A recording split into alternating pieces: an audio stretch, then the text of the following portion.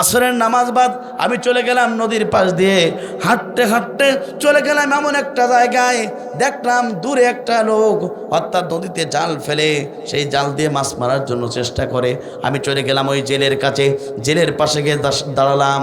হঠাৎ করে জেলে একটা জাল ফেলালো নদীতে, টান দিল, কোনো মাছ পেল না। দ্বিতীয়বার আবার নদীতে একটা জাল ফেলালো, টান দিল, কোনো মাছ পেল না। তৃতীয়বার আবার নদীতে একটা জাল ফেলেই দিল। সঙ্গে সঙ্গে কিছুক্ষণ পরে দেখলাম ওই জালের ভিতরে নড়াচড়া দিয়ে উঠলো। আমি দেখলাম নদীর অর্থাৎ ওই জেলের মুখে মলিনতাটা কেটে গেল, মুখে হাসির ছাপ ফুটে আসলো। আমি জিজ্ঞাসা করলাম, জেলে কেন তোমার মুখে হাসি ফুটলো? একটিবারের জন্য জানতে চাই। সঙ্গে সঙ্গে জেলে আমাকে উত্তরে দিল, ও যুবক, তোমার পরিচয় তো আমি জানি না, তবে তুমি শুনে রাখো, 3 দিন পর্যন্ত এখানে জাল ফেলি, কোনো প্রকার আমি কিছুই পাই না। ও যুবক, শুনে রাখো, আজকে সারাদিন জাল ফেলেছি, কোনো মাছ পাই নাই, কিছু পাই নাই, কিন্তু যে শেষ পর্যন্ত জালটা ফেলালাম এই জালের ভিতরে একটা মাছ পড়েছে, নড়াচড়া দিয়েছে, যার কারণে মলিনতাটাকে মুখটা মারিয়ে আমার হাসির স্মরণে চলে আসলো। একবার জোরে জোরে বলেন আল্লাহু আকবার। আমি আবার জেলেকে বললাম, জেলে তাহলে তুমি জালটা টান দাও। আমার কথা শুনে জেলে আবার জালটা টান দিল, জালের ভিতরে একটা বড় বোয়াল মাছ পেল। জেলেটা খুশি হয়ে গেল। আমি অবশ্যই মাছটা পেয়ে খুশি হলাম, কিন্তু এই মাছের দিকে আমার লোভ চলে গেল। সঙ্গে সঙ্গে আমি যুবক জেলেকে বললাম, জেলে এই মাছটা আমাকে দিতে হবে। জেলে বলল, না, এই মাছটা যুবক তোমাকে দেওয়া যাবে না।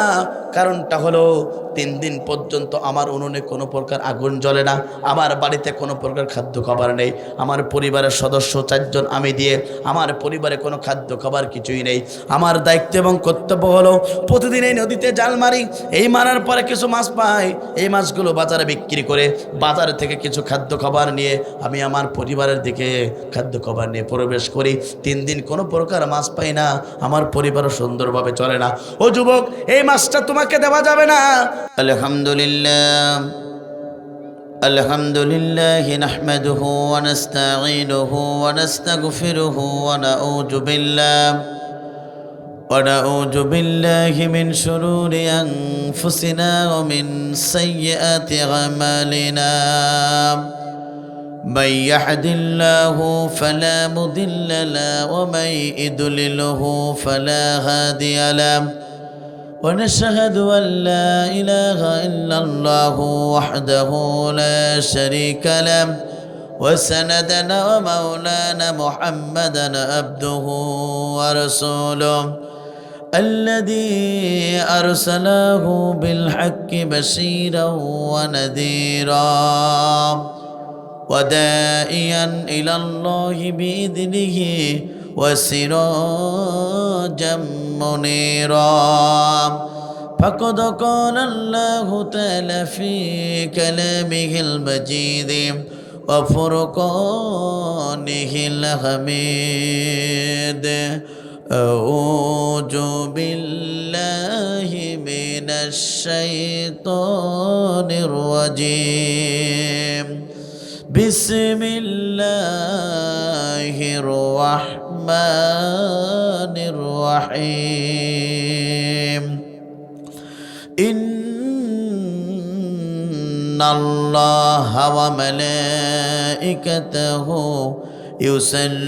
يصلون على النبي يا أيها الذين آمنوا صلوا عليه وسلموا تسليما. সকলে জবান ছেড়ে আমরা দুরূদে ইব্রাহিম পাঠ করি। আল্লাহুম্মা সাল্লি আলা মুহাম্মাদিন ওয়া আলা আলি মুহাম্মাদ কামা সাল্লাইতা আলা ইব্রাহিম ওয়া আলা আলি ইব্রাহিম ইন্নাকা হামিদুম মাজিদ. আল্লাহুম্মা বারিক আলা মুহাম্মাদিন ওয়া আলা আলি মুহাম্মাদ কামা বারাকতা আলা ইব্রাহিম ওয়া আলা আলি ইব্রাহিম ইন্নাকা হামিদুম মাজিদ. রব্বি জিদনি ইলমা রব্বি জিদনি ইলমা রব্বি জিদনি ইলমা রব্বি ইশরাহ লি সাদরি ওয়া ইয়াসসির লি আমরি واحلل عقدة من لساني يفقهوا قولي ربي زدني علما ربي زدني علما ربي اشرح لي صدري ويسر لي أمري واحلل عقدة من لساني يفقهوا قولي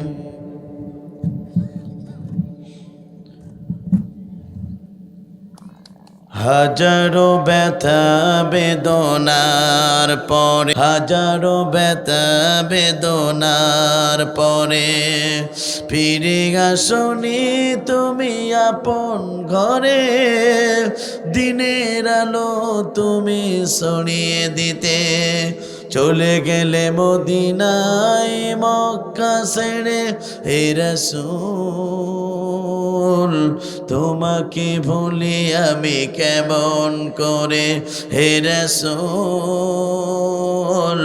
তোমাকে ভুলি আমি কেমন করে হেরার গুহায় হাজারো ব্যথা বেদনার পরে ফিরে আসনি তুমি আপন ঘরে দিনের আলো তুমি ছড়িয়ে দিতে চলে গেলে মদিনায় মক্কা ছেড়ে হে রাসূল তোমাকে ভুলি আমি কেমন করে হে রাসূল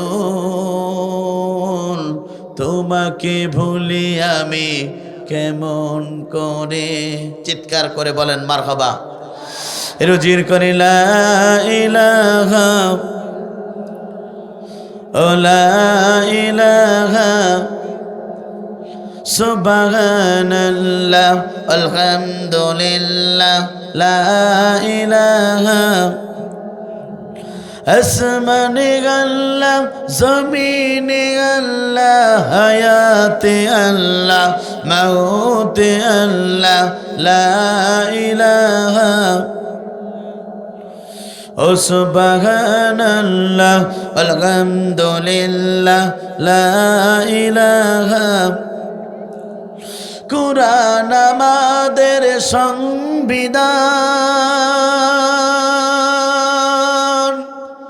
ওড়াও সবাই তার বিজয় নিশান কথা বলুন ঠিক না ঠিক আপনার আমার সংবিধানের নাম কি কারা কারা মুসলমান দোহাত তুলে একটু আল্লাহকে দেখান আমরা জাতিতে মুসলমান আমাদের জীবন গ্রন্থ নামাজ আল্লাহর কোরআন আমাদের অবশ্যই আল্লাহ আমাদের নেতা হচ্ছে জনাবে মুহাম্মদ রাসূলুল্লাহ সাল্লাল্লাহু আলাইহি সাল্লাম কথা বলুন ঠিক না ঠিক আমাদের অবশ্যই আল্লাহ আমাদের নেতা হচ্ছে জনাবে মুহাম্মদ রাসূলুল্লাহ সাল্লাল্লাহু আলাইহি সাল্লাম আর মুসলমানদের জীবন গ্রন্থ নামাজ আল্লাহর কোরআন কথা বলুন ঠিক না ঠিক কিছুদিন আগে আমরা দেখতে পেরেছিলাম ফ্রান্সের সরকারের প্রধানমন্ত্রী ম্যাক্রো বিশ্বনবীকে নিয়ে কটূক্তি করেছিল বাংলাদেশের তৌহিদি জনতারা টেকনাফ থেকে তেতুলিয়া রূপসা থেকে পাথুরিয়া সুন্দরবন থেকে বান্দরবন প্রত্যেকটা ইঞ্চির মুসলমানেরা মাথায় কাফনের কাপড় বেঁধে গোটা পৃথিবীতে বিশ্বনবীর পক্ষে স্লোগান দিয়েছিল আমরা সেই নবীর উম্মত কথা বলুন ঠিক না বেঠে এখানে শেষ নয় প্রিয় বন্ধুরা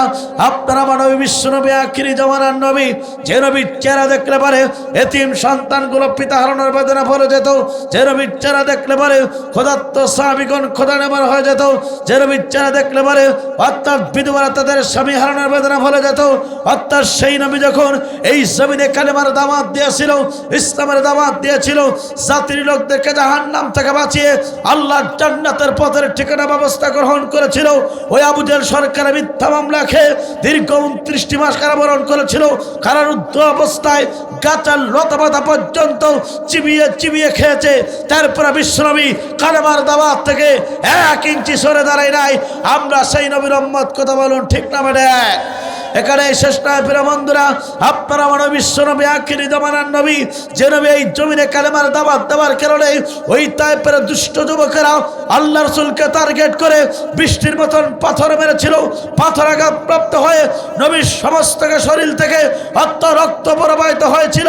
তায়েফের ময়দানে বিশ্বনবী অর্থাৎ 3টি ময়দানও বেহুশ হয়ে গিয়েছিল। তারপরে বিশ্বনবী কালেমার দাওয়াত থেকে 1 ইঞ্চি সরে দাঁড়ায় নাই। আমরা সেই নবীর উম্মত, কথা বলুন ঠিক না বেঠে? এখানে শেষ নয় প্রিয় বন্ধুরা, আপনারা আমার বিশ্বনবী আখিরি জামানার নবী এই জমিনে কালেমার দাওয়াত দেওয়ার কারণে উহুদের ময়দানে দান্দার মামরে শহীদ করতে হয়েছিল। এই জমিনে কালেমার দাওয়াত দেওয়ার কারণে মাতৃভূমি ছেড়েছিল, পিতৃভূমি ছেড়েছিল। এই জমিনে কালেমার দাওয়াত দেওয়ার কারণে জুলুম নির্যাতনের শিকার হয়েছিল। তারপরে বিশ্বনবী কালেমার দাওয়াত থেকে, ইসলামের দাওয়াত থেকে 1 ইঞ্চি সরে দাঁড়ায় নাই। আমরা সেই নবীর উম্মত, কথা বলুন ঠিক না বেঠে? এখানে শেষ না প্রিয় বন্ধুরা, অর্থাৎ নবীর প্রিয় সোনা সাহাবীগণ পর্যন্ত তারা এই জমিনে কালেমার দাওয়াত দেওয়ার কারণে জাতির লোকদেরকে জাহান্নাম থেকে বাঁচিয়ে আল্লাহর জান্নাতের পথের ঠিকানা দেওয়ার ব্যবস্থা করার কারণে নবীর প্রিয় সোনা সাহাবীগণ পর্যন্ত তারা হাত দিয়েছেন, চোখ দিয়েছেন, কান দিয়েছেন, অর্থাৎ অকাতরে বুকের রক্ত ঢেলে রাসূলের প্রিয় সোনা সাহাবীগণ পর্যন্ত দুনিয়ার বাস থেকে হাসতে হাসতে বিদায় গ্রহণ করেছে। নবীর প্রিয় সোনা সাহাবীগণ পর্যন্ত বাতিল শক্তির কাছে 1 সেকেন্ডের জন্য মাথা নত করে নাই। আলামা ওয়ারাসাতুল আম্বিয়া, অর্থাৎ নবীদের উত্তরসূরি হচ্ছে হক্কানি আলেমগণ। সেই হক্কানি আলেমগণ যখন গোটা পৃথিবীতে কালেমার দাওয়াত দিয়েছিল, ইসলামের দাওয়াত দিয়েছিল, অর্থাৎ যুগে যুগে যারা ইসলাম বিরোধী, কোরআন বিরোধী, অর্থাৎ স্বৈরাচার ছিল, নমরুদের অনুসারী ছিল, ফিরাউনের অনুসারী ছিল, অর্থাৎ আবু জেহেলের অনুসারী ছিল, ওই জালেমরা মিথ্যা মামলা দিয়ে গোটা পৃথিবীতে অসংখ্য আলেমকে ফাঁসির কাস্টে ধরানো হয়েছে। অসংখ্য আলেমরা দুনিয়ার বাস থেকে হাসতে হাসতে বিদায় গ্রহণ করেছে। বাতিল শক্তির কাছে 1 সেকেন্ডের জন্য মাথা নত করে নাই। আফসোস থাকে, দুঃখ লাগে প্রিয় বন্ধুরা, লক্ষ্য করুন, যিনি গোটা পৃথিবীতে 50টা বছর ধরে কোরআনের তাফসীর করেছিল, কাবা ঘরে 3 দিনের ইতিকাফ করার সুযোগ পেয়েছিল, 2 রাকাত নামাজ পড়ার সুযোগ পেয়েছিল, যার কণ্ঠে কোরআনের তাফসীর শুনে গোটা পৃথিবীতে হাজার হাজার ইহুদি নাস্তিকরা কালেমা পড়ে মুসলমান হয়ে গিয়েছিল, যার জন্য গোটা পৃথিবীর মুসলমান করন্দন করে, যার জন্য গোটা বিশ্ববাদী খেলেছিল, যার জন্য এই বাংলাদেশের অসংখ্য মুরব্বী পর্যন্ত চাই নামাজে বসে বসে কাঁদে, যার জন্য এই বাংলাদেশের তরুণ প্রজন্মরা অর্থাৎ তাদের বুকে রক্ত ফেলে এই জমিনে স্বাধীনতার রাজধানী পেশ করেছে। অর্থাৎ জাতির শ্রেষ্ঠ সর্দার, গোটা পৃথিবীর অহংকার, বাংলাদেশের তাফসীরকারদের জন্য কোরআনের পাখি আল্লামা সাঈদী পর্যন্ত এই কালেমার দাওয়াত দেওয়ার কারণে ওই জালিমের মিথ্যা মামলা খেয়ে 13টি বছর ধরে অন্ধপ্রকার জীবন যাপন করিয়ে অর্থাৎ পাশের রাষ্ট্রকে খুশি করার জন্য ওই জালেমরা ইনজেকশনের মাধ্যমে বিষ প্রয়োগ করে কোরআনের পাখি আল্লামা সাঈদীকে বিদায় গ্রহণ করানো। তারপরে কোরআনের পাখি আল্লামা সাঈদী পর্যন্ত বাতিল শক্তির কাছে 1 সেকেন্ডের জন্য মাথা নত করে নাই।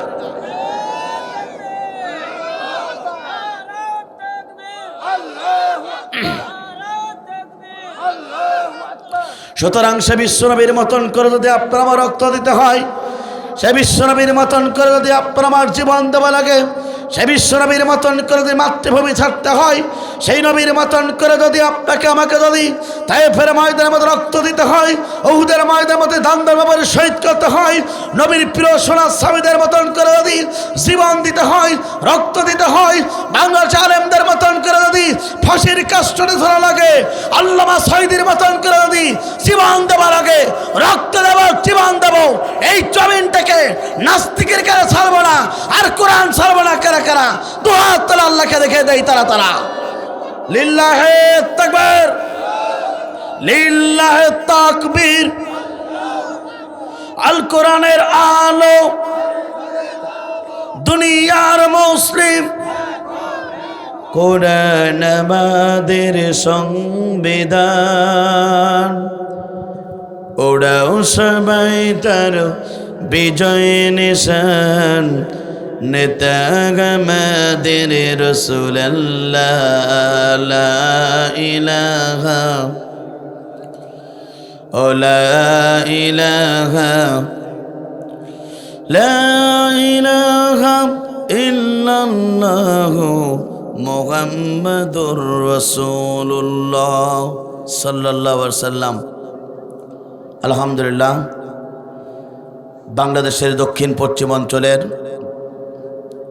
বাংলাদেশের ঐতিহ্যবাহী জেলা চুয়াডাঙ্গা জেলার সরোজগঞ্জ এলাকার ঐতিহ্যবাহী কালুপোল যুব সমাজ ও গ্রামবাসীর উদ্যোগে আয়োজিত আজকের এই সপ্তম বার্ষিক তাফসীরুল কোরআন মাহফিলের মজ্জাজ মোহতারাম সাহেবে সদর সম্মানিত সভাপতি, বয়বৃদ্ধ জ্ঞানবৃদ্ধ আলেমে দ্বীন, খানার খাবার সম্মানিত মেহমান, আমার অত্যন্ত শ্রদ্ধা ব্যক্তিত্ব আলহাজ মোহাম্মদ আফিল উদ্দিন মণ্ডল আতানুল্লাহ ফি হায়াতি, আমরা দোয়া করি আল্লাহ পাক তার গোলামকে ইসলামের জন্য কোরআনের জন্য কবুল করুক।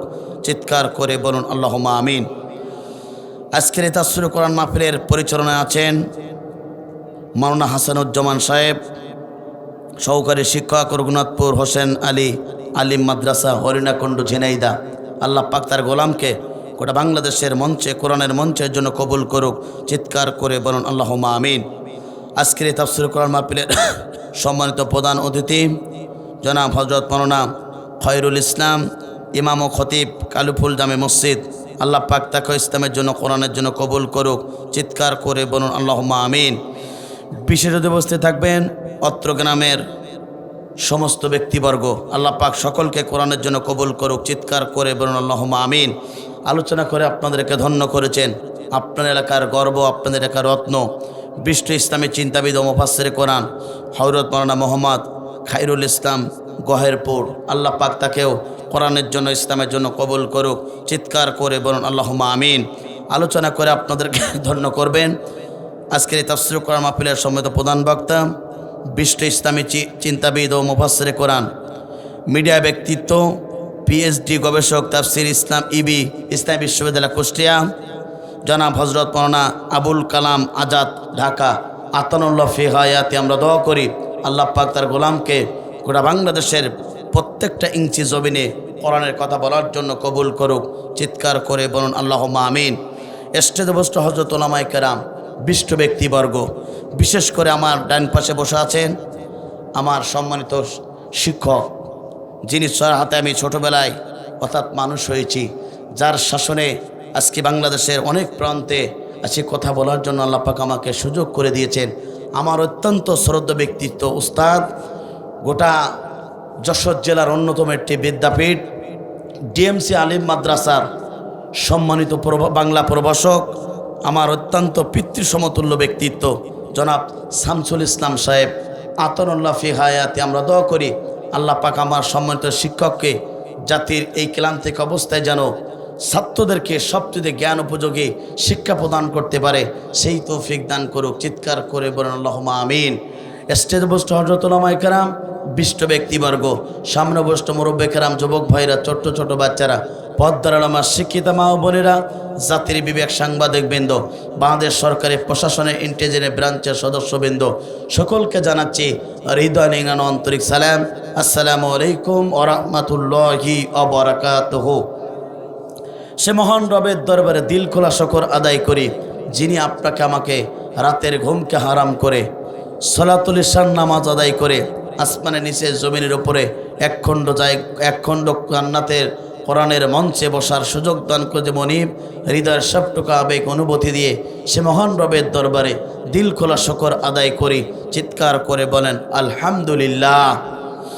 দুরূদ এবং সালাম যাপন করে বিশ্বমানবতার একমাত্র দেশের এই বিশ্বমানবিদ আপনার আমার নবীদের সর্দার, যে নবী গোটা পৃথিবীতে মানুষের তৈরি করা আইনের গোলামি না করে কেবলমাত্র শুধুমাত্র একমাত্র এই কালেমার দাওয়াত দেওয়ার কারণে, ইসলামের দাওয়াত দেওয়ার কারণে ওই জালিমের জুলুমের শিকার হয়েছেন। আবু জেহেলের মিথ্যা মামলাকে দীর্ঘ 29টি মাস কারাবরণ করেছে, শরীর থেকে রক্ত ঝরেছে। যে নবী হেঁটে গেলে আকাশের চন্দ্রগুলো অর্থাৎ ছায়া প্রদান করত, যে নবী দেহে পর্যন্ত আল্লাহ রাব্বুল আমিন মশামাছি পর্যন্ত বসতে হারাম করেছেন, যে নবীর দেহে পর্যন্ত সাপ বিচ্ছুতে কাটতে আল্লাহ পাক হারাম করেছেন, সেই নবী যখন এই জমিনে কালেমার দাওয়াত দিয়েছিল, ইসলামের দাওয়াত দিয়েছিল, জাতির লোকদেরকে জাহান্নাম থেকে বাঁচিয়ে আল্লাহর জান্নাতের পথের ঠিকানা দেওয়ার জন্য এই কোরআনুল কারীম থেকে দাওয়াতে কাজ করেছিল, কালেমার দাওয়াত দিয়েছিল। ওই টাইপে দুষ্ট যুবকেরা বুঝে নাই, আবু জেহেল বুঝে নাই, তাদের মিথ্যা মামলাকে বিশ্বনবী কষ্ট জুলুম নির্যাতনের শিকার হয়েছে, নবীকে পর্যন্ত হত্যার প্ল্যান করেছে, তারপরে বিশ্বনবী কালেমার দাওয়াত থেকে 1 ইঞ্চি সরে দাঁড়ায় নাই। কথা বলুন ঠিক না বেঠিক? আজকের এই তাফসীর মাহফিল থেকে সে নবীর প্রতি দুরূদ আর সালাম শোয়েব আলী সাল্লাল্লাহু আলাইহি সাল্লাম মাগফিরাত কামনা করি সেসব ভাইদের জন্য যাদের জীবনটা ইসলামের জন্য দিয়েছেন, কোরআনের জন্য দিয়ে গোটা পৃথিবীতে যাদের নামগুলো স্বর্ণাক্ষরে লেখা হয়েছে, জান্নাতের সর্বশ্রেষ্ঠদের মর্যাদান করুক। চিৎকার করে বলেন আল্লাহুম্মা আমিন। প্রিয় উপস্থিতি, এই কোরআনের ময়দানে আসতে পেরে খুশি না বেজার? জোরে বলেন খুশি না বেজার? যদি হন খুশি, আওয়াজ দেওয়া লাগবে একটু বেশি। দেশের অবস্থা করুন, বক্ত দরকার আমাদের মতন সাইজ তরুণ, কারণ আগামীর বাংলাদেশ এই কোরআনের বাংলাদেশ। কথা বলুন ঠিক না বেঠিক? আগামীর পার্লামেন্ট কোরআনের পার্লামেন্ট, আগামীর পৃথিবী ইসলামের পৃথিবী, আগামীর পৃথিবী হবে কোরআনের পৃথিবী। কোন নাস্তিকের বাচ্চা ঠেকাতে পারবে না। কথা বলুন ঠিক না বেঠিক? আমার বন্ধুরা, কোরআনের মঞ্চ একটি দামি মঞ্চ, সুতরাং এই কোরআনের ময়দানে যেহেতু এসেছে সুশৃঙ্খল, কোরআনের মঞ্চের শ্রোতাগুলো আদবওয়ালা না বেয়াদবওয়ালা? যদি বলেন, যারা কোরআনকে ভালোবাসে, গোটা পৃথিবী যারা কোরআনকে ভালোবাসে, এরা বেয়াদব হতে পারে না, এরা হচ্ছে আল্লাহর সবচেয়ে নিকটতম হাল। কথা বলুন ঠিক না বেঠিক? সুতরাং যারা পিছনে দাঁড়িয়েছেন, আমার কলিজার টুকরা যুবকেরা, তোমাদের দ্বারা, তোমাদের রক্তের বিনিময়ে বিশ্বনবীকে নয়, গোটা পৃথিবীতে ইসলাম কায়েম হয়েছে। বিশ্বনবীকে সবচেয়ে দিনের জন্য সহযোগিতা করেছে তরুণ যুবক সাহাবীগণ। কলিজার টুকরা যুবকেরা, তোমরা পিছনে না থেকে সামনে তোমাদেরকে বসার জায়গা আছে, সামনে আসার দরকার আছে না নাই? জোরে বলেন আছে না নাই? সুতরাং যারা দাঁড়িয়ে আছেন, আমি উদাত্ত আহ্বান জানাবো, আপনারা কোরআনের ময়দানে আসুন, সুন্দরভাবে পরিবেশ নিয়ে বসার চেষ্টা করুন। আমার ডান হাতে যুবকেরা আছে, অত্যন্ত সুন্দর, আলহামদুলিল্লাহ সবাই চলে আসছে। যারা পিছনে আছেন, সুন্দর পরিবেশ। আসলে আপনাদের এলাকার পরিবেশটা দেখে আমি বিমুগ্ধ হয়েছি, আমি খুশি হয়েছি, আমি উৎফুল্লিত হয়েছি যে এত সুন্দর একটা পরিবেশ, এত সুন্দর একটা ময়দান, আমি নিজেই ধন্য হয়েছি। আল্লাহ পাক এই এলাকার সমস্ত মুসলমানদেরকে আল্লাহ পাক কোরআনের জন্য, ইসলামের জন্য, ইমানের জন্য কবুল করুক। চিৎকার করে বলেন আল্লাহুম্মা আমিন। প্রিয় উপস্থিতি, লাগাতার প্রোগ্রাম করার কারণে আসলে শারীরিকভাবে অসুস্থ। গতকালকে প্রোগ্রাম করেছিলাম, প্রায় 70-80 হাজার মানুষের লক্ষ্য জনতার সম্মুখে মেহমান ছিলেন তারেক মনোয়ারা নামে। আমার বন্ধুরা, সেখানে কথা বলতে গিয়ে আমার অনেক কষ্ট হয়েছে। তারপরেও আজকে আমার ডাইন পাশে আমার উস্তাদকে নিয়ে আজকে আপনাদের মাঝে এসেছি। এই যেন আপনারা খুশি না বেজার? যাদের কাছ থেকে জ্ঞান অন্বেষণ করেছি তাদেরকে ডাইন পাশে বসে এখন আপনাদের সামনে কথা বলা কঠিন কাজ না সহজ কাজ? আরো জোরে বলেন, কঠিন কাজ না সহজ কাজ?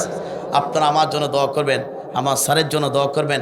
ওনার বাবা দুনিয়ার মাস্তা বিদায় গ্রহণ করেছেন, ওনার মা অসুস্থ আছেন, ওনার বাবাকে যেন আল্লাহ পাক জান্নাতের কবরটাকে জান্নাতের টুকরা বানিয়ে দেখ। চিৎকার করে বলেন আল্লাহুম্মা আমিন।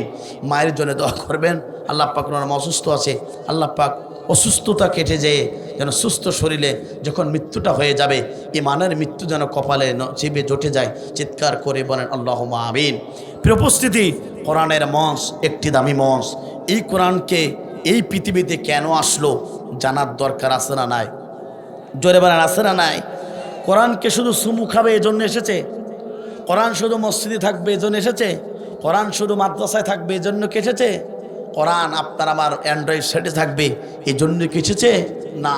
কোরআন আসলো গোটা পৃথিবীর যত প্রকার সমস্যা আছে, সমস্ত সমস্যার সমাধান যে কিতাব দিতে পারে সেই কিতাবের নাম আছে মহাগ্রন্থ আল কোরআন। চিৎকার করে বলেন আল্লাহুম্মা আমিন। আমার বন্ধুরা, আজকে বর্তমানে যে অবস্থা, বর্তমানে মুসলমানদের যে অবস্থা, এই অবস্থা থেকে যদি মুসলমানদের পরিত্রাণ পেতে চান, তাহলে আপনাকে আমাকে এই কোরআনের কাছে ফিরে আসার দরকার আছে না নাই? জোরে বলেন আছে না নাই? বাংলাদেশের সবচেয়ে বড় সমস্যা বর্তমানে সেটা হচ্ছে নৈতিকতার সমস্যা, বর্তমানে ভালো মানুষের সমস্যা। কথা বলুন ঠিক না ঠিক? এদেশের সম্পদ আছে, এদেশের অনেক কিছু আছে, গাড়ি আছে, বাড়ি আছে, সম্পদের টাকা আছে। ভালো মানুষ তা থাকার কারণে বাংলাদেশের টাকাগুলো আজকে চুরি হয়ে পাচার হয়ে বিদেশের বুকে চলে যাচ্ছে। এই জন্যে সব আছে, ভালো মানুষ নাই। ভালো মানুষের দরকার আমাদের সমাজে দরকার আছে না নাই? সুতরাং ভালো মানুষ দরকার। ওখানে 300 এমপি যদি পার্লামেন্টে ভালো হয়ে যায়, খোদার কসম বাংলাদেশের গ্রাম থেকে শুরু করে প্রত্যেকটা মানুষ ভালো হতে বাধ্য। আর এই বাংলাদেশের সমস্ত মানুষগুলো ভালো। 300 এমপি যদি চোর হয়, বাংলাদেশের টাকা থাকবে না। কথা বলুন ঠিক না ঠিক? এজন্য বাংলাদেশের মুসলমানদের সবচেয়ে বড় সমস্যা, ভালো মানুষের পাওয়া খুব কঠিন।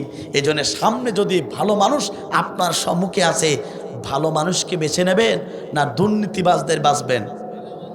জোরে বলেন।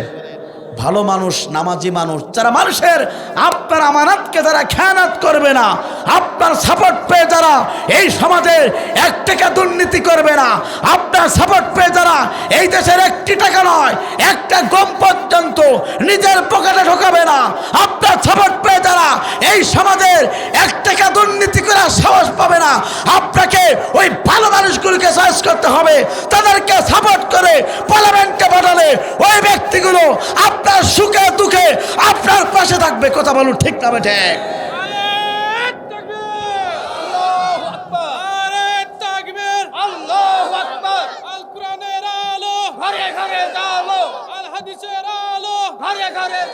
আমার বন্ধুরা, এই জন্যে বাংলাদেশের সবচেয়ে সমস্যা হচ্ছে ভালো মানুষ পাওয়ার।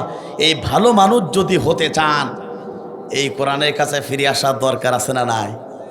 যুগে যুগে যারা ভালো হয়েছে, যুগে যুগে যারা চোর ছিল, বাটপার ছিল, দুর্নীতিবাজ ছিল, তারা যখন কোরআনকে ভালোবেসেছে, কোরআনকে আগলে ধরেছে, ওই ইয়াবাখোর, মদখোর, ফেঞ্চিখোর, দুর্নীতিবাজগুলো ব্যক্তিগুলো তারা এই জমিনে সোনার মতন পরিণত হয়েছে। ইতিহাস প্রমাণ করে অদ্দজাহানের প্রেসিডেন্ট ওমর রাদিয়াল্লাহু তাআলা আনহু, তিনি ছিলেন বিশ্ব নবীকে হত্যা করার জন্য রাঙ্গা তরবারি নিয়ে বের হয়েছিলেন। সেই ওমর যখন ইসলাম কবুল করলো, কালেমা গ্রহণ করলো, কোরআনের পক্ষে চলে আসলো, কোরআনকে ভালোবাসলো, গোটা পৃথিবীতে দ্বিতীয় খলিফা হলো। শুধু এখানেই শেষ নয়, যে ওমর মৃত্যুর আগেই জান্নাতি হিসাবে আসমান থেকে ঘোষণা আসলো। কথা বলুন ঠিক না ঠিক? আমার বন্ধুরা, ওমর আসলো কোরআনের কাছে, ওমর আসলো কোরআনের কাছে, কোরআন তাকে ভালো বানিয়ে দিয়েছে। আপনি আমি যদি এই সমাজ যদি কুলুষিত মুক্ত করতে চাই, এই সমাজ যদি দুর্নীতি মুক্ত করতে চাই, দুনিয়ার সমস্ত ব্যক্তিগুলোকে একটা জায়গায় ফিরে আসতে হবে। সেই কিতাবের নাম কি?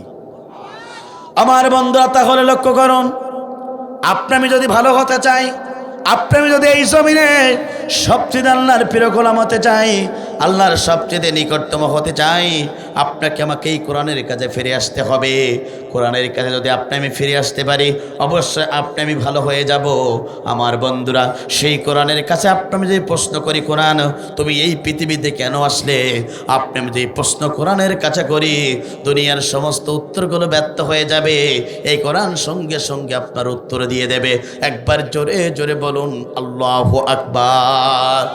এটা আমার কথা না, মহাগ্রন্থ আল কোরআনুল কারীমের কথা। আল্লাহ রাব্বুল আলামিন কোরআনুল কারীমের ভিতরে ঘোষণা করলেন, আলিফ লাম রা কিতাবুন আনজালনাহু ইলাইকা লিতুখরিজান নাসা মিনায-যুলুমাতি ইলান নূর। চিৎকার করে বলুন আল্লাহু আকবার। আল্লাহর পক্ষ থেকে জিবরাইল মাধ্যমে বিশ্বনবীর প্রতি কোরআনটা নাজিল হলো। কারণটা হলো, গোটা পৃথিবীতে অত বড় অন্ধকার পথ আছে, গোটা পৃথিবীতে অত বড় অন্ধকার সমাজ আছে, গোটা পৃথিবীতে অত বড় অন্ধকার মতদর্শ আছে। সমস্ত মতদর্শ, সমস্ত অন্ধকারগুলোকে ডাস্টবিনে ফেলাই দিয়া আলোকিত একটা সমাজ তৈরি করার জন্য 1400 বছর আগে আল্লাহ নবীর প্রতি আল্লাহ পাক কোরআন নাজিল করেছিলেন। কথা বলুন ঠিক না বেঠিক? ইতিহাসের দিকে তাকান, বিশ্বনবীর দিকে তাকান। বিশ্বনবীকে এমন একটা জামানায়, এমন একটা সিজনে আল্লাহ রাব্বুল আমিন এই পৃথিবীতে প্রেরণ করেছিলেন, যে জামানাটা ছিল আয়ামে জাহিলিয়াতপূর্ণ সমাজ, যে সমাজে নারীর কোনো সতীত্ব গ্যারান্টি ছিল না, যে সমাজে নারী তার 50 টাকার জন্য ইজ্জত বিক্রি করত, যে সমাজে মারামারি কাটাখানি হানাহানি লেগেই থাকতো, জোরজার ছিল, মুল্লুকতার ছিল, এমন একটা আয়ামে জাহিলিয়াতপূর্ণ সমাজে আল্লাহর নবীকে আল্লাহ রাব্বুল আমিন প্রেরণ করলেন।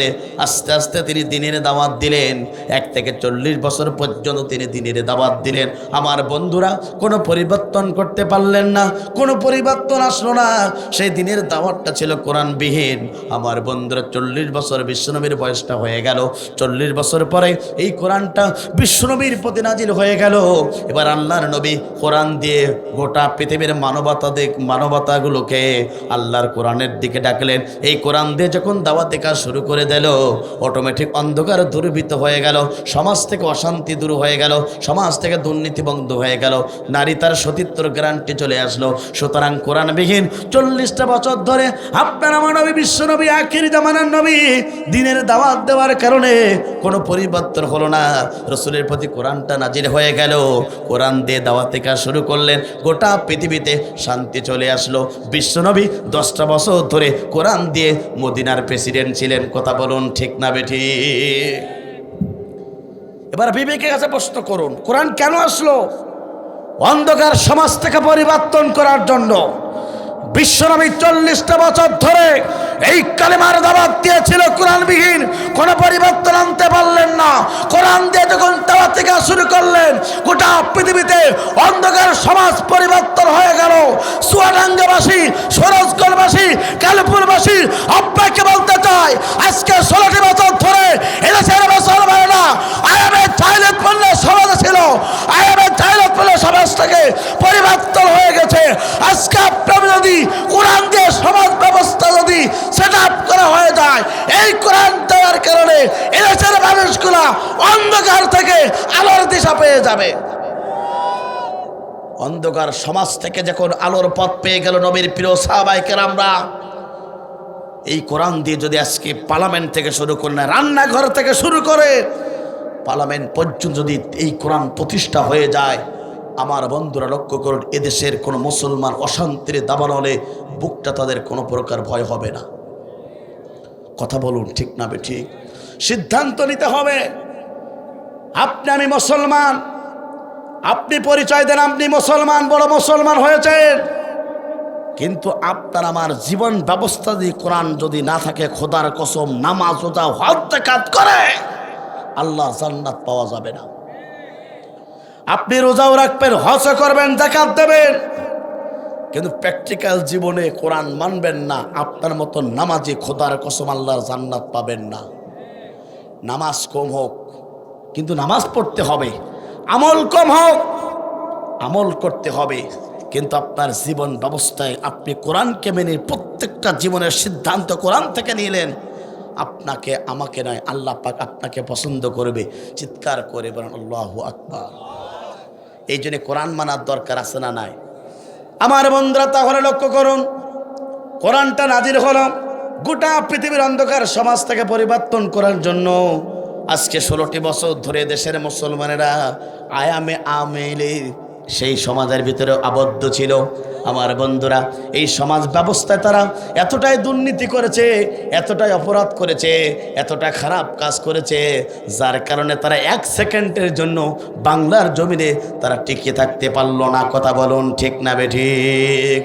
দুর্নীতির কথা বললে অনেকের মানুষের মন খারাপ হয়, সত্য কথা বললে অনেকের মানুষের চোখগুলো ছোট ছোট হয়ে যায়, অনেকের দুর্নীতির কথা বললে চোখগুলো বড় হয়ে যায়।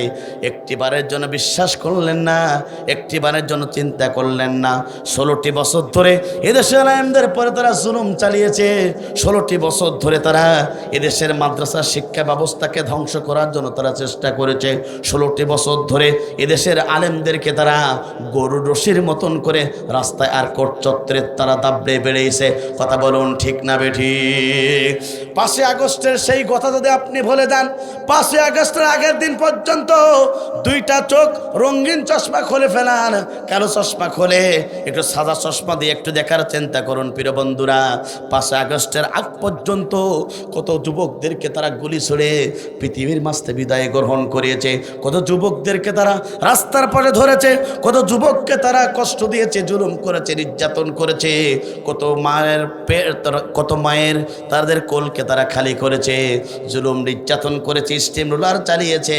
তারপরে ইসলামী আন্দোলন কর্মীরা 1 সেকেন্ডের জন্য জমিন ছেড়ে তারা পালাই যায় না। কথা বলুন ঠিক না বেঠিক? আমার বন্ধুরা, ওই জালিমেরা ধ্বংস হয় তখন, ওই জালিমেরা সমাজ থেকে বিতাড়িত হয় তখন আল্লাহ পাক সেরা কোরআন শরীফের 22 নম্বর সূরা সাজদার আমার বন্ধুরা 18 নম্বর আয়াত আল্লাহ পাক বলেন, ওই জালিমরা দুনিয়া থেকে ধ্বংস হবে তখন, দুনিয়ার সমস্ত অপরাধ কাজগুলোকে পরিসমাপ্ত করে শেষ করবে যখন।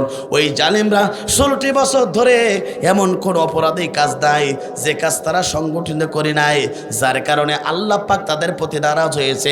জমিনে আল্লাহ পাক ইন্না বাশা রব্বিকা লাশাদীদ, এমন ধরা আল্লাহ পাক জমিনে ধরেছে, এই জমিনে 1 সেকেন্ডের জন্য তারা টিকে থাকতে পারলো না। কথা বলুন ঠিক না বেঠিক? এই জন্য আমার বন্ধুরা, যার কোরআনের সাথে সম্পর্ক থাকবে না, কোরআনওয়ালা মানুষগুলোকে সহ্য করতে পারবে না, ইসলামওয়ালা মানুষগুলোকে যারা সহ্য করতে পারবে না, এই সমাজে কোরআন বাস্তবায়ন হোক এটা যারা চাইবে না, আল্লাহ পাক ওই জালিমদেরকে ক্ষমতার বাস্তবে থাকতে দেয় না। যিনি ধরেন তিনি কে? জোরে বলেন তিনি কে? আল্লাহ। আমার বন্ধুরা, এই জন্যে আজকে যে বিষয়ের উপর আলোচনা করতে চাই, আমার বন্ধুরা বিষয়টা নির্ধারণ করেছি, যুগে যুগে জালিমরা কেন ধ্বংস হয়েছিল জানার দরকার আছে না নাই? জোরে বলেন হয়েছিল কেনা? যুগে যুগে কেন জালিমরা ধ্বংস হয়েছে, কোন কোন কাজ করার কারণে তারা দুনিয়াতে ধ্বংস হয়েছিল, আপনাকে আমাকে জানার দরকার আছে না নাই? আমার বন্ধুরা, অনেকেই জানি না জালিমরা কেন ধ্বংস হলো। ইতিহাস প্রমাণ করে, সেই প্রমাণটা নিতে হবে কোরআন থেকে। 1400 বছর আগে যে কোরআন আল্লাহ রাব্বুল আলামিন এর সলিউশন দিয়েছেন, চিৎকার করে বলেন আল্লাহু আকবার। আমার বন্ধুরা, তাহলে লক্ষ্য করুন, সময় যেহেতু সংক্ষিপ্ত, আলোচনা করব সংক্ষিপ্ত। আমার বন্ধুরা, সংক্ষিপ্তটা আলোচনা আপনাদেরকে উপহার দিতে চাই, তবে আপনাদের সহযোগিতা এবং মনোযোগ দিকে আকর্ষণ করছে। আমার বন্ধুরা, যুগে যুগে জালিমরা কেন এই পৃথিবীর মাঝ থেকে আল্লাহ রাব্বুল আলামিন তাদেরকে ধ্বংস করেছিল? 1 নম্বর কারণ হলো, যুগে যুগে যত ইসলাম বিরোধী, কোরআন বিরোধী যত ব্যক্তিগুলো ছিল, তারা সমাজে একটা কাজ করেছিল, সেই কাজটা দুনিয়ার যত জালিমরা ছিল এই কাজ তারাই করেছিল। 16টি বছর ধরে এই জালিমরা একই কাজ করেছিল। তার 1ম নম্বর কাজ হলো, সমাজে তারা অত্যাচার, জুলুম, নির্যাতন করেছিল। কথা বলুন ঠিক না বেঠিক? কেমন একটু লক্ষ্য করুন প্রিয় বন্ধুরা, এই পৃথিবীর প্রথম রাসূল, নাম তার ছিল নূহ আলাইহিস সালাতু ওয়াস সালাম। তিনি দ্বীনের দাওয়াত দিলেন, কালেমার দাওয়াত দিলেন, ইসলামের দাওয়াত দিলেন। জাতির লোকেরা সহ্য করতে পারল না, নূহ আলাইহিস সালাতু ওয়াস সালামের প্রতি জুলুম, নির্যাতন করলো, নূহ আলাইহিস সালাতু ওয়াস সালামকে কষ্ট দিল। নূহ আলাইহিস সালাতু ওয়াস সালামের জাতির লোকেরা নূহ আলাইহিস সালাতু ওয়াস সালামকে পিটাইছে, রক্তাক্ত করেছে, নূহ আলাইহিস সালাতু ওয়াস সালামকে জুলুম, নির্যাতন করা হয়েছে। শুধু এখানেই শেষ নয়, এই পৃথিবীর প্রথম রাসূল, নাম তার ছিল নূহ আলাইহিস সালাতু ওয়াস সালাম, একদিন দ্বীনের দাওয়াত দেওয়ার জন্য ঘর থেকে বেরিয়ে এলেন। মনে করেন আপনাদের এই পাশে একটা বাজার, এমন একটা বাজারে গিয়ে যুব সমাজদেরকে লক্ষ্য করে বলল, ও আমার তরুণ যুবকেরা, তোমরা ইসলাম কবুল করো, কালেমা গ্রহণ করো। যদি তোমরা কালেমা না গ্রহণ করো, আমি নিশ্চিত দেখতে পাচ্ছি মৃত্যুর পরে তোমরা জাহান্নামে চলে যাবে। আমার বন্ধুরা, এই দিনের দাওয়াত যখন নূহ আলাইহিস সালাতু ওয়াস সালাম দিলেন, তরুণ যুবকেরা তারা ইসলাম কবুল করলো না, কালেমা গ্রহণ করলো না। সঙ্গে সঙ্গে নূহ আলাইহিস সালাতু ওয়াস সালামকে তারা অ্যাটাক করলো, 2টা হাত বেঁধে ফেললো, 2টা পা তারা বেঁধে ফেললো। অন্যায়ভাবে নূহ আলাইহিস সালাতু ওয়াস সালামকে তারা বাজারের উপরে রেখে পিটাইছে, রক্তাক্ত করেছে, রক্তাক্ত করে বেহুশ করানো হয়েছে, মুখের উপরে থুতু নিক্ষেপ করা হয়েছে। একদম পয়গম্বরকে তারা এমন জুলুম নির্যাতন করেছিল। আমার বন্ধুরা লক্ষ্য করুন, নূহ আলাইহিস সালাতু ওয়াস সালাম কেমন কষ্ট যখন দেওয়া শুরু করে দিল, আস্তে আস্তে করে এবারে কষ্ট দিয়ে তারা চলে যায়। সন্ধ্যা হয়ে যায়। সন্ধ্যার পরে নূহ আলাইহিস সালাতু ওয়াস সালাম হুঁশ ফিরে আসলো। নূহ আলাইহিস সালাতু ওয়াস সালামের চোখ দিয়ে পানি ঝরে, শরীর থেকে রক্ত ঝরে, চোখ দিয়ে পানি ঝরে, মুখটা মলিন অবস্থাটা নিয়ে চলে গেলেন বাড়ির দিকে। স্ত্রীকে বললেন, প্রিয়তম স্ত্রী, দিনের দাওয়াত দেওয়ার কারণে ওই দুষ্ট যুবকের আমাকে টার্গেট করে মারার জন্য তারা আমাকে পিটাইছে, রক্তাক্ত করেছে, শরীর থেকে রক্ত বের করেছে। ও আমার প্রিয়তম স্ত্রী, তুমি আমাকে একটু সাহায্য করো। রাসূলুল্লাহ, এই পৃথিবীর প্রথম রাসূল নূহ আলাইহিস সালাতু ওয়াস সালাম তার স্ত্রীকে সাহায্য চাইলেন। স্ত্রী সাহায্য করলেন না। স্ত্রী বললেন, শোনো শোনো শোনো, তুমি আমার স্বামী হতে পারো, তবে আসমানের নিচে জমিনের উপরে তোমার মতন একজন পাগল পাওয়া যায় না। একবার জোরে জোরে বলেন নাউজুবিল্লাহ। এই পৃথিবীতে দুইজন নবীর স্ত্রী যাবে জাহান্নামে, একজন নবীর সন্তান পর্যন্ত যাবে জাহান্নামে। সেই নবীর নাম হলো নূহ আলাইহিস সালাতু ওয়াস সালামের স্ত্রী। এই কথাটা বলার কারণে আল্লাহ পাক তার প্রতি নারাজ হয়ে গেলেন। আমার বন্ধু, আসমান থেকে ঘোষণা আসলো, নূহ শুনে রাখো, তোমার স্ত্রী মৃত্যুর পরে জান্নাতে প্রবেশ করতে পারবে না, জাহান্নামে যাবে। কথা বলুন ঠিক না বেটি? আমার বন্ধুরা, নূহ আলাইহিস সালাতু ওয়াস সালামের সন্তান কেনান পর্যন্ত জাহান্নামে যাবে। আল্লাহর সাথে পাল্লা দিয়েছিল, যার কারণে নবীর সন্তান হবার পরেও নূর সন্তান যাবে জাহান্নামে। সুতরাং ইতিহাস প্রমাণ করে এই পৃথিবীতে আলেমের ছেলে জান্নাতে যাবে, আলেম পর্যন্ত বলতে পারবে না। কথা বলুন ঠিক না বেটি? নূহ আলাইহিস সালাতু ওয়াস সালামের স্ত্রী যাবে জাহান্নামে, সন্তান কেনান যাবে জাহান্নামে। এই পৃথিবীতে আরেকজন নবী ছিল, নাম তার ছিল লূত আলাইহিস সালাতু ওয়াস সালাম, তার স্ত্রী পর্যন্ত যাবে জাহান্নামে। কারণটা হলো ওই লূত আলাইহিস সালাতু ওয়াস সালামের বাড়িতে আল্লাহর পক্ষ থেকে মেহমান এসেছিল। এলাকার যুবকেরা, আমার বন্ধুরা, সেই মেহমানদের সাথে সমকামিতা করতে চেয়েছিল, জিনার কাজ করতে চেয়েছিল। আমার বন্ধুরা, লূত আলাইহিস সালাতু ওয়াস সালাম নিষেধ করেছিল, কিন্তু তার কথা না শুনে তার স্ত্রী তাদের মেহমানদের সাথে সমকামিতা করার জন্য এলাকার যুবকদেরকে সহযোগিতা করেছিল। এই জন্যে লূত আলাইহিস সালাতু ওয়াস সালামের স্ত্রী পর্যন্ত যাবে জাহান্নামে। কথা বলুন ঠিক না বেঠি? আমার বন্ধুরা, তাহলে লক্ষ্য করুন, নূহ আলাইহিস সালাতু ওয়াস সালাম দাওয়াত দিলেন, জাতির লোকেরা সহ্য করতে পারে না, জুলুম নির্যাতন শুরু হয়ে গেল। সেই নূহ আলাইহিস সালাতু ওয়াস সালামের জাতির লোকদেরকে পেলামান দিয়ে দুনিয়ার রাস্তায় ধ্বংস করেছিলেন। তিনি কে? জোরে বলেন, তিনি কে? আমার বন্ধুরা, এখানে শেষ নয়। মিল্লাতা আবিকুম ইব্রাহিম হুয়া সাম্মাকুমুল মুসলিমিন, মুসলিম জাতির পিতা ইব্রাহিম আলাইহিস সালাতু ওয়াস সালাম তিনিও কালেমার দাওয়াত দিয়েছিলেন, তিনিও ইসলামের দাওয়াত দিয়েছেন, হকের দাওয়াত দিয়েছিলেন। এই পৃথিবীর সবচেয়ে বড় স্বৈরাচার শাসক ছিল, নাম তার ছিল নমরুদ। আমার বন্ধুরা, নমরুদ সহ্য করতে পারে নাই ইব্রাহিম আলাইহিস সালাতু ওয়াস সালাম দ্বীনের দাওয়াত দেওয়ার কারণে। নমরুদ সহ্য করতে পারে নাই ইব্রাহিমকে অন্যায়ভাবে গ্রেফতার করে এই দুনিয়াতে আগুনের তৈরি একটা আয়নাঘর বানিয়েছিলেন। সেই আয়নাঘরের ভিতরে নূহ আলাইহিস, আমার বন্ধুরা, মুসলিম জাতির পিতা ইব্রাহিমকে সে আয়নাঘরের ভিতরে, আগুনের তৈরি আয়নাঘরের ভিতরে মুসলিম জাতির পিতা ইব্রাহিমকে ফেরানো হলো। সঙ্গে সঙ্গে আমার বন্ধুরা, আল্লাহর পক্ষ থেকে জিব্রাইল চলে আসলেন। সঙ্গে সঙ্গে বলেন, আল্লাহর খলি ইব্রাহিম, তুমি আমার কাছে সাহায্য চাও, আমার দুইটা ডানা আছে, একটা মেরে দেব, আগুন সঙ্গে সঙ্গে ঠান্ডা হয়ে যাবে। আমার বন্ধুরা, সঙ্গে সঙ্গে ইব্রাহিম নবী সঙ্গে সঙ্গে জিব্রাইলকে বলে, ভাই জিব্রাইল, তুমি চিন্তা করো না, আমার আল্লাহ কানা না, আমার আল্লাহ আমাকে দেখছেন। সুতরাং আমার আল্লাহ যদি দেখে আমার জীবনটা যদি সরকার হয়ে যায় আগুনে, আর আমার আল্লাহ যদি খুশি থাকে, আমি ইব্রাহিম 1 সেকেন্ডের জন্য জীবনটা বিলাতে কার্পণ্য করব না। একবার জোরে জোরে বলুন আল্লাহু আকবার। আমার বন্ধুরা, জিব্রাইল সালাতু আসসালাম আল্লাহর কাছে চলে গেলেন। আল্লাহকে বলেন, আল্লাহ, আপনার খলিল, আপনার বন্ধু ইব্রাহিম এই কথা বলেছে। আল্লাহ পাক বলেন, আল্লাহ পাক জিব্রাইলকে বলেন, জিব্রাইল, তোমার টেনশন করা লাগবে না। আগুনকে হুকুম দিলেন, আগুন, তুমি আমার খলিল, আমার বন্ধু ইব্রাহিমের একটা পশম পর্যন্ত পড়াবে না। আমার বন্ধুরা লক্ষ্য করুন, আগুন আল্লাহর আইন মানবে না নমরুদের আইন মানবে? আল্লাহর আইন মানল। মুসলিম জাতির পিতা ইব্রাহিমের একটা পশম পর্যন্ত পড়ালেন না। আমার বন্ধুরা কিছুক্ষণ পরে সে আগুনের কাছে নমরুদ চলে আসলো, এসে দেখলো ওই আগুনের তৈরি আয়না ঘরের নিচে মুসলিম জাতির পিতা ইব্রাহিম খেলাধুলা করে। হঠাৎ করে সঙ্গে সঙ্গে নমরুদ আগুনের কাছে প্রশ্ন করে, আগুন তোমার কি তেজ কর্মে গিয়েছে? আমার চিরশত্রু ইব্রাহিমের কেন তুমি জীবনটা সরকার করে দাও না? সঙ্গে সঙ্গে আগুনের জবান খুলে গেল। আগুন বলল, নমরুদ না না না, আমার তেজ কমে যায় নাই, আমার তেজ ঠিক ঠিক আছে। আমি আল্লাহর হুকুম পালন করি, তোমার হুকুম পালন করতে পারবো না। বিশ্বাস যদি না হয় ইব্রাহিমকে উঠিয়ে নাও, আর আগুনের ভিতরে তুমি ঢোকো নমরুদ। তোমার জীবন শেষ করতে আমি আগুন 1 সেকেন্ড লাগবে না। একবার জোরে জোরে বলুন আল্লাহু আকবার। আমার বন্ধুরা, মুসলিম জাতির পিতা ইব্রাহিম আলাইহিস সালামকে এই জুলুম নির্যাতন করার কারণে গোটা পৃথিবীতে আল্লাহ রাব্বুল আলামিন নমরুদকে এমন ভাবে সাইজ করেছিল, নাঙ্গা মশা দিয়ে টাকের ভিতর কামড় শুরু হয়ে গেল। জুতা পিটা করে পৃথিবীর মাঝ থেকে নমরুদকে আল্লাহ রাব্বুল আলামিন বিদায় গ্রহণ করালেন। কথা বলুন ঠিক না ঠিক? আমার বন্ধুরা, এখানে শেষ নয়।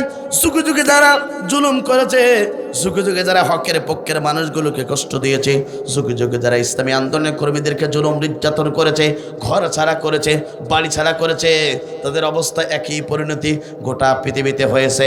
কথা বলুন ঠিক না বেঠিক? আমার বন্ধুরা, এই পৃথিবীর সপ্তাহের একজন বড় স্বৈরাচার শাসক, নাম তার ছিল ফেরাউন। আমার বন্ধুরা, এই পৃথিবীর একজন বড় নবী ছিল, নাম তার ছিল মুসা আলাইহিস সালাম। যার রাগ হলে টুপি ভেদ করে চুলগুলো খাড়া হয়ে যেত।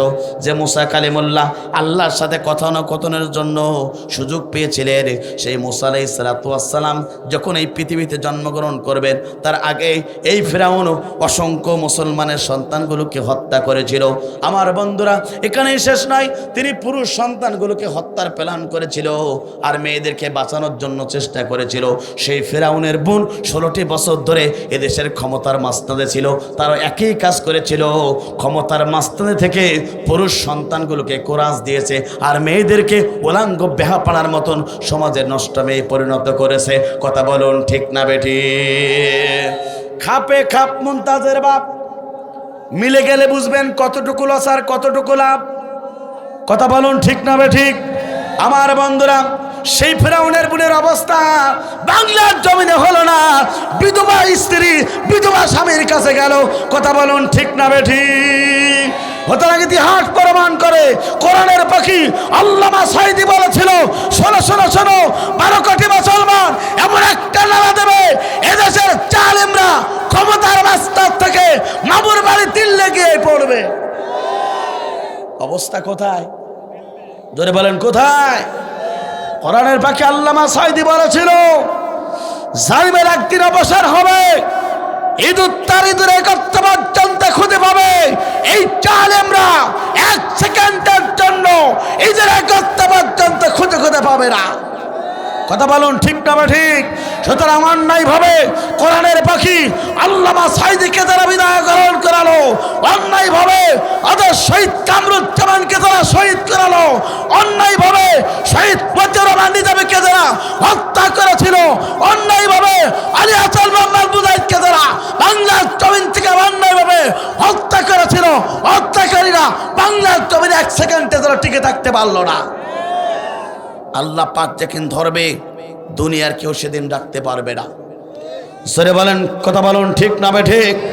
আমার বন্ধুরা, সুতরাং যুগে যুগে যারা জালিম হয়েছে, যুগে যুগে যারা ইসলাম বিরোধী হয়েছে, যুগে যুগে যারা কোরআন বিরোধী হয়েছে, যুগে যুগে যারা আলেম বিরোধী হয়েছে, যুগে যুগে যারা হাফেজ বিরোধী হয়েছে, যুগে যুগে যারা আল্লাহর দ্বীন কায়েমের পক্ষে অতন্ত্র প্রহরীর তাদের বিরোধিতা করেছিল, বাংলার জমিনে তাদের নাস্তিকের বাচ্চাদের দেখা হতে পারলো না। সে আল্লাহ পাক আছে না নাই? জোরে বলেন আছে না নাই? আমার বন্ধুরা, ফেরাউন এই জুলুম করেছিল।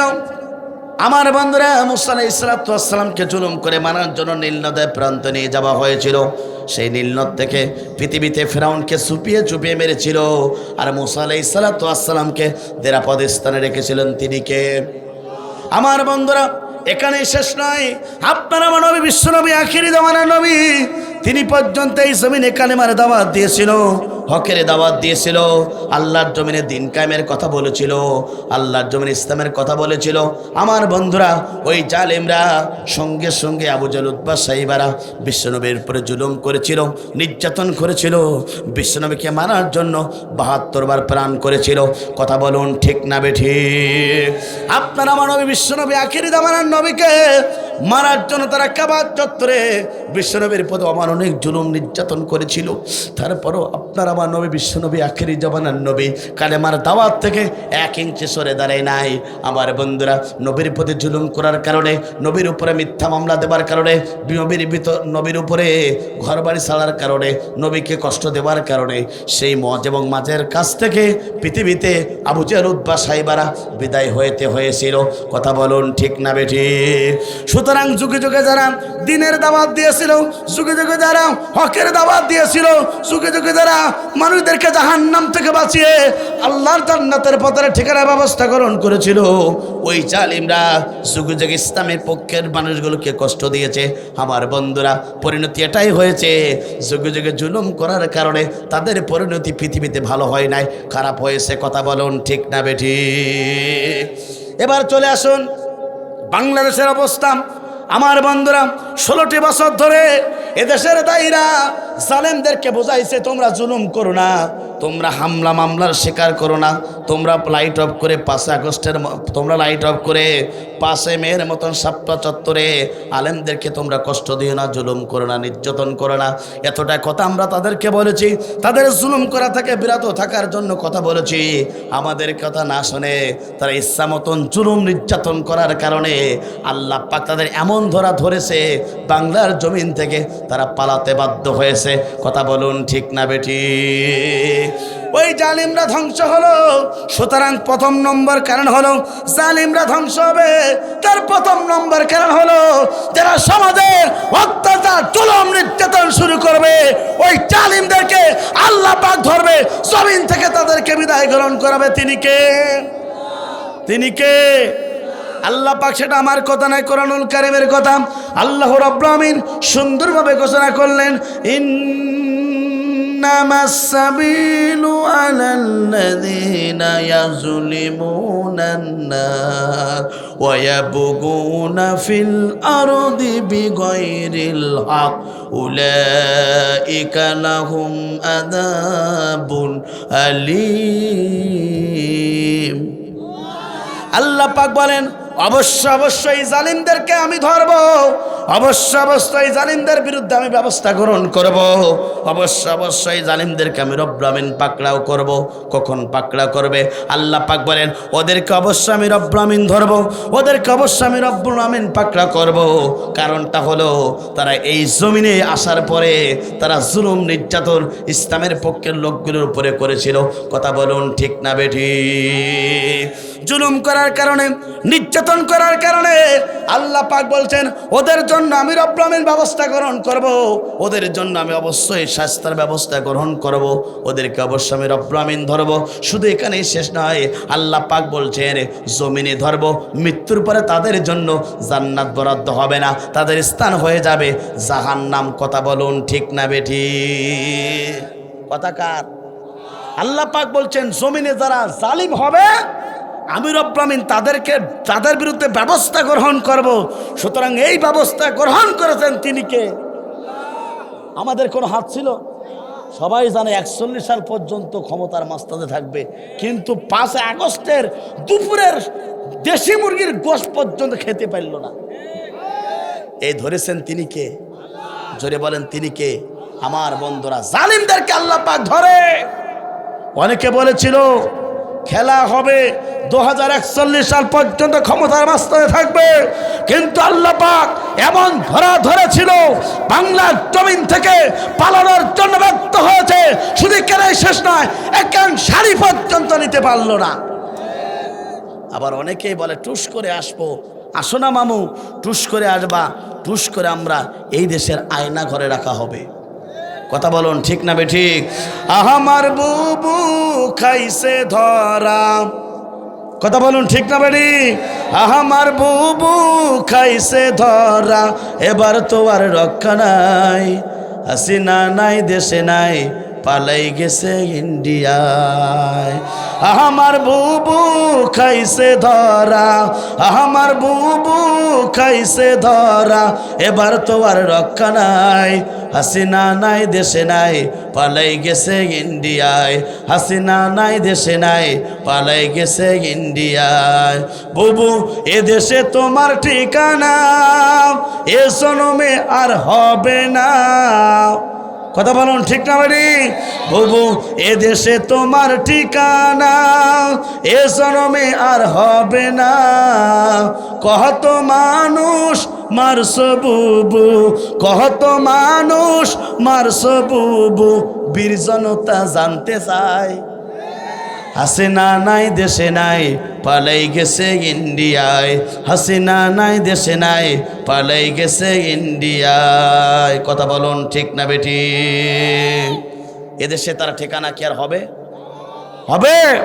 কেন হবে না? কারণটা হলো জাতির শ্রেষ্ঠ সন্তান, কোরআনের পাখি আল্লামা সাঈদী, যিনি গোটা পৃথিবীর অন্যতম তাফসীরকারক, গোটা পৃথিবীর সম্পদ, যার তাফসীর শুনে হাজার হাজার ইহুদি নাস্তিকরা কালেমা পড়ে মুসলমান হয়ে গেল, যার তাফসীর শুনে অসংখ্য যুবকেরা বাস ছেড়ে দিল, ইয়াবা ছেড়ে দিল, ফ্যান্সি ছেড়ে দিল, নাচ গান বন্ধ করে আল্লাহর কোরআনের পক্ষে চলে আসলো। সেই জাতির শ্রেষ্ঠ সন্তান কোরআনের পাখি আল্লামা সাঈদী কালেমার দাওয়াত দেওয়ার কারণে, কোরআন তাফসীর করার কারণে 13টি বছর ধরে মিথ্যা মামলা দিয়ে অন্ধপক্ষে জীবন যাপন করিয়ে বেশ পরখ করে কোরআনের পাখি আল্লামা সাঈদীকে বিদায় করার কারণে, অর্থাৎ কোরআনের পাখি আল্লামা সাঈদীর হত্যার বিচার বাংলার জমিনে মুসলমান চায়। কোরআনের পাখি আল্লামা সাঈদীকে হত্যা করেছো, বাংলার মুসলমান ভুলে যায় নাই। তোমার বাবার বিচার যদি 50 বছর পরে এই সোনার বাংলাদেশে হয়, কোরআনের পাখি জাতির শ্রেষ্ঠ সন্তান আল্লামা সাঈদীর বিচার বাংলার জমিনে হবে হবে। কারা কারা চান দোয়া তোর আল্লাহকে দেখিয়ে দাও। লিল্লাহে তাকবীর।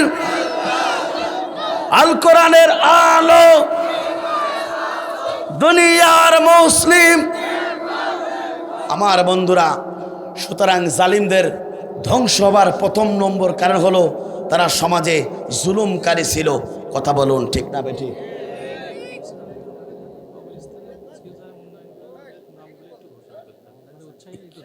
দেবে? এগুলো দান করেছে আমার বন্ধুরা? এগুলো দান করেছে? এগুলো দান করেছে? আচ্ছা ঠিক আছে। আমার বন্ধুরা, আলহামদুলিল্লাহ, ঐতিহ্যবাহী কালোফুল কেন্দ্র কবরস্থান, আলহামদুলিল্লাহ, একদিন মারা যাব, আপনি আমি চলে যাব এই গহীন কবরে। আপনার আমার শেষ ঠিকানা। কথা বলুন ঠিক না বেঠিক? আপনার দাদা চলে গেছে, আপনার বাবা চলে গেছে, আপনার আত্মীয়স্বজন সবাই ওই কবরের ভিতরে শায়িত আছে, ঘুমিয়ে আছে। আপনাকে আমাকে পৃথিবীর মাঝ থেকে একদিন বিদায় গ্রহণ করে ওই কবরে শায়িত হতে হবে। কথা বলুন ঠিক না বেঠিক? আমার বন্ধুরা, তাহলে লক্ষ্য করুন, জালিমকারীরা দুনিয়াতে ধ্বংস হবার প্রথম নম্বর কারণ হলো তারা দুনিয়াতে প্রথম নম্বর কর্মসূচি ছিল তারা ইমানদারদেরকে জুলুম করেছে, নির্যাতন করেছে, কষ্ট দিয়েছে। ইমানদারদেরকে তারা বাড়ি ছাড়া করেছে, ঘর ছাড়া করেছে, এলাকা ছাড়া করেছে। যার কারণে এই জালিমদেরকে আল্লাহ রাব্বুল আমিন পাকড়াও করেছে। কথা বলুন ঠিক না বেঠি? জালিমদের অবস্থা কেমন হবে? ভবিষ্যতে জালিমদের অবস্থা কেমন হবে? আমার বন্ধুরা, ইতিহাস প্রমাণ করে একটা ঘটনা আপনাদেরকে বলতে চাই। আমার বন্ধুরা, শুধু এখানে শেষ নয়, 8টা কোরআন আয়াত ছিল, একটার সময়ের অভাবে বলতে পারলাম না। আমার বন্ধুরা, আল্লাহ পাক, আল্লাহ নবী বলছেন, তোমরা জুলুম করো না, তোমরা জুলুম করো না, তোমরা জুলুম করো না। কেননা তারা দুনিয়াতে জুলুম করবে, আল্লাহর পক্ষে তারা শান্তিও পাবে না, আল্লাহর পক্ষে তারা রহমত পর্যন্ত পাবে না। কথা বলুন ঠিক না বেঠি? আল্লাহ নবীর কাছে একজন সাহাবী আসলেন, এসে বললেন, ইয়া রাসূলুল্লাহ, হাবিবাল্লাহ, আমরা কাদেরকে সাহায্য করব আর কাদেরকে সাহায্য করব না, আপনার জবান থেকে একটিবারের জন্য জানতে চাই। আল্লাহ নবী সঙ্গে সঙ্গে সাহাবীকে লক্ষ্য করে বলল, তোমরা তাদেরকে সমাজে সাহায্য করবে, যারা সমাজে মাজলুম থাকবে তাদেরকে তোমরা সাহায্য সহযোগিতা করবে। একবার জোরে জোরে বলুন আল্লাহু আকবার। সাহাবী এই কথাটা শুনে চলে যাচ্ছেন। আল্লাহ নবী পিছন দিক থেকে ডাক দিলেন, সাহাবীকে বললেন, সাহাবী, যে ব্যক্তি মাজলুম থাকবে তুমি তাকে সাহায্য করবে, তুমি তাকে ভালোবাসবে। ও সাহাবী তুমি শুনে রাখো, যে ব্যক্তি সমাজে জালিমকারী হবে তাকে পর্যন্ত তুমি সাহায্য করবে। আল্লাহ নবীর প্রিয় সাহাবী বললেন, ইয়া রাসূলুল্লাহ, হাবিবাল্লাহ, যে ব্যক্তি জালিম থাকবে তাকে আমি সাহায্য করবো, সহযোগিতা করবো, এটা ঠিক আছে, কিন্তু যে জালিম থাকবে আমি তাকে কিভাবে, যে ব্যক্তি মাজলুম থাকবে আমি তাকে অবশ্যই সাহায্য করব, ঠিক আছে, কিন্তু যে ব্যক্তি জালিম থাকবে আমি তাকে কিভাবে সাহায্য করতে পারি? ইয়া রাসূলুল্লাহ, হাবিবাল্লাহ, আপনি একটু আমাকে জানিয়ে দিন। আল্লাহ নবী সঙ্গে সঙ্গে সাহাবীকে লক্ষ্য করে বলল, ও সাহাবী শুনে রাখো, ওই ব্যক্তিকে তুমি সাহায্য করবে। কারণটা হলো, জালিম যখন সে জুলুমের মতন শিকার যখন জুলুম করা শুরু করবে, তুমি তোমার হাত দিয়ে প্রতিহত করবে, তাহলে ওই জালিমকারী ব্যক্তি আর জুলুম করতে পারবে না। কথা বলুন ঠিক না বেঠিক? সুতরাং সমাজে কেউ যদি জালিমের ভূমিকায় আসে, আমি মুসলমান হিসাবে তাতে প্রতিহত করার দরকার আছে না নাই?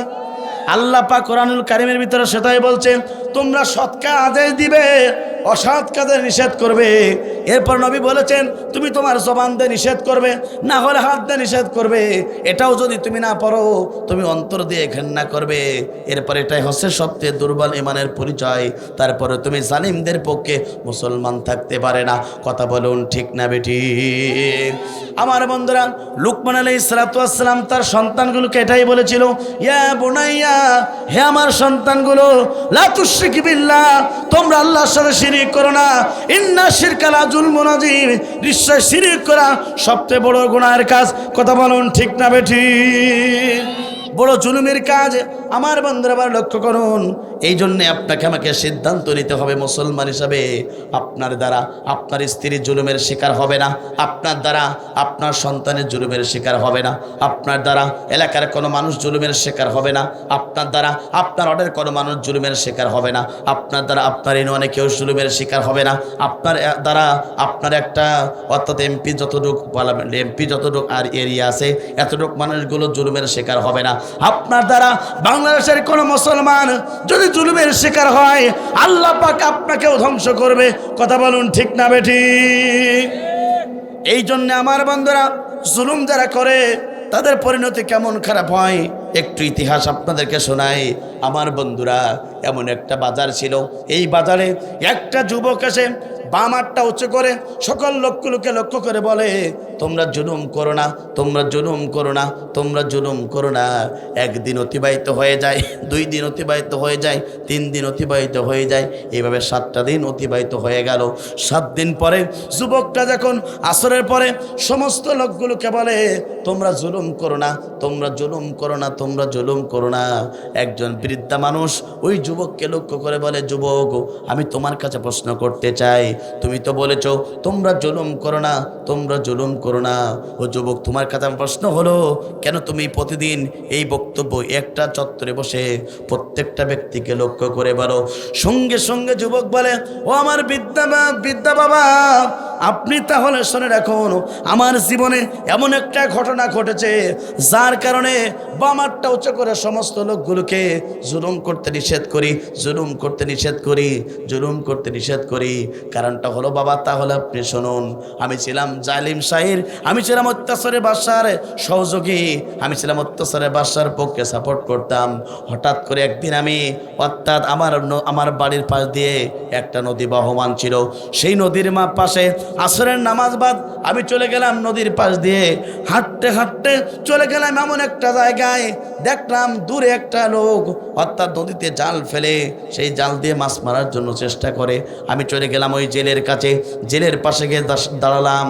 হঠাৎ করে জেলে একটা জাল ফেলালো, নদীতে টান দিল, কোনো মাছ পেল না। দ্বিতীয়বার আবার নদীতে একটা জাল ফেলালো, টান দিল, কোনো মাছ পেল না। তৃতীয়বার আবার নদীতে একটা জাল ফেলেই দিল।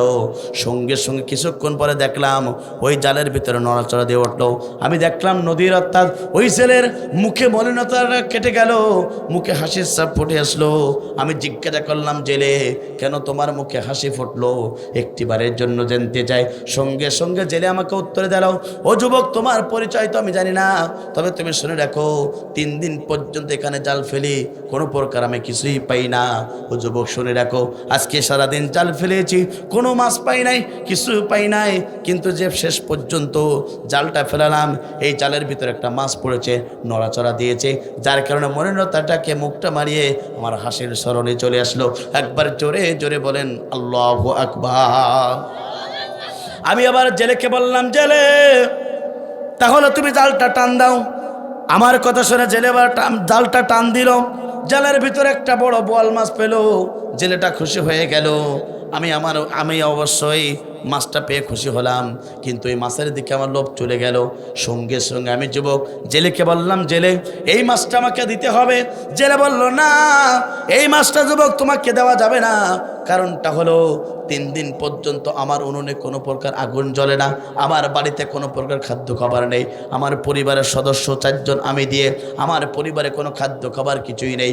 আমার দায়িত্ব এবং কর্তব্য হলো প্রতিদিন এই নদীতে জাল মারি, এই মারার পরে কিছু মাছ পাই, এই মাছগুলো বাজারে বিক্রি করে বাজার থেকে কিছু খাদ্য খাবার নিয়ে আমি আমার পরিবারের দিকে খাদ্য খাবার নিয়ে প্রবেশ করি। 3 দিন কোনো প্রকার মাছ পাই না, আমার পরিবারও সুন্দরভাবে চলে না। ও যুবক, এই মাছটা তোমাকে দেওয়া যাবে না, তুমি আগামীকাল আমার দরবারে আসো, যদি আমি মাছ পাই যুবক তোমার জন্য রেখে দেব। কিন্তু জেলের কথা আমি কর্ণপাত না করে জোরপূর্বক জেলের কাছ থেকে বোয়াল মাছটা ছিনিয়ে নিয়ে আমি একটা দৌড় দিলাম বাড়ির দিকে। কি আমি দেখতে পেলাম, যে কোন মাছটা নেবার পরে জেলেটা দুহাত ধরে বিড়বিড়ি করে আল্লাহর কাছে কি বলে, আমি তো বুঝতে পারলাম না। মাছটা নিয়ে বাড়ির দিকে রওনা দিলাম, বাড়ির সম্মুখে চলে গেলাম। স্ত্রীকে বললাম, স্ত্রী ঘর থেকে তাড়াতাড়ি বের হয়ে আসো, তোমার জন্য উপহার সামগ্রী নিয়ে আসলাম, তোমার জন্য বড় পুরস্কার দেব। আমার স্ত্রী খুশি হয়ে গেল, ঘর থেকে বেরিয়ে গেল। এরপরে আমি আর স্ত্রীকে বললাম, দেখো আমার হাতে বড় একটা মাছ, এই মাছটা পেয়ে আমার স্ত্রী খুশি হয়ে গেল, মাছটা যখন স্ত্রী হাতে উঠিয়ে দেব, হঠাৎ করে ওই বোয়াল মাছের গালের ভিতরে সাদা আঙ্গুলটা চলে গেল। সঙ্গে সঙ্গে বোয়াল মাছের অর্থাৎ দাঁত দিয়ে একটা চাপ দিল, আমার সাদা আঙ্গুলটা ছিদ্র হয়ে গেল, অর্থাৎ ভেতরে ঢুকে গেল দাঁতটা। আমার স্ত্রী টানে মাছটা ছড়াতে পারে না, আমি ও টানি মাছটা ছড়ে না। এইভাবে অনেক কষ্ট করলাম, তারপরে মাছটা ছড়াতে পারে না। হঠাৎ করে আমার স্ত্রী একটা জোরে টান দিল, বল মাছটা ছেড়ে আমার স্ত্রী হাতে উঠে গেল, কিন্তু আমার সাদা আঙ্গুল থেকে ছিদ্র হয়ে গেল, টপ টপ করে রক্ত জমিনে পড়া শুরু হয়ে গেল। সন্ধ্যা যত হয় আমার হাতের যন্ত্রণা তত বেড়ে যায়, সন্ধ্যা যত উপনীত হয় আমার হাতের যন্ত্রণা তত বেড়ে যায়। আমার বন্ধুরা, জালিমকারীর অবস্থা ভবিষ্যতে কি হবে এই ঘটনা থেকে একটু উপলব্ধি করুন। এরপর কি হলো, সঙ্গে সঙ্গে আমি চিন্তা করলাম, সারা রাত ধরে কোনো ঘুম আসে না, কিছুই তো আমার ঘুম আসে না হাতের যন্ত্রণার কারণে। সকাল হয়ে গেল, আমি আমার হাতটা নিয়ে একটা ভালো মানের ডাক্তারের কাছে চলে গেলাম। ডাক্তার সাহেবকে বললাম, ডাক্তার সাহেব আমার হাতের ছিদ্র হয়েছে বোয়াল মাছের কামড়, যার কারণে আপনি একটু সুন্দরভাবে ড্রেসিং করে দেন, সার্জারি করে দেন। ডাক্তার দেখার পর আমাকে বলল, যুবক তোমার এই যন্ত্রণা যদি নিবারণ করতে চাও তাহলে অবশ্যই তোমার এই আঙ্গুলটা কাটতে হবে, প্রস্তুত আছো কিনা বলে দাও, এতটাই যন্ত্রণা আমি আর সহ্য করতে পারি না। ডাক্তার সাহেবকে বললাম, ডাক্তার সাহেব অবশ্যই আপনি সার্জারি করুন। আঙ্গুলটা কেটে ফেলানো হলো, ড্রেসিং করে কিছু ওষুধ দিয়ে আমাকে বাড়ি পাঠিয়ে দিল। 3 দিন এইভাবে অতিবাহিত হয়ে গেল, হাতের যন্ত্রণা সারে না, সারা রাত ধরে ক্রন্দন করি, যন্ত্রণা তো আমার কমে না। 3 দিন পরে আমি আবার ডাক্তারের কাছে উপনীত হয়ে গেলাম। ডাক্তার সাহেব দেখার পরে, ডাক্তার সবকিছু দেখার পরে বলল, যুবক তোমার কবজি পর্যন্ত কাটা লাগবে। ডাক্তারের পরামর্শ ক্রমে আমি আমার কবজি পর্যন্ত কেটে ফেললাম, ড্রেসিং করে 3 দিন ওষুধ নিয়ে বাড়ি চলে আসলাম।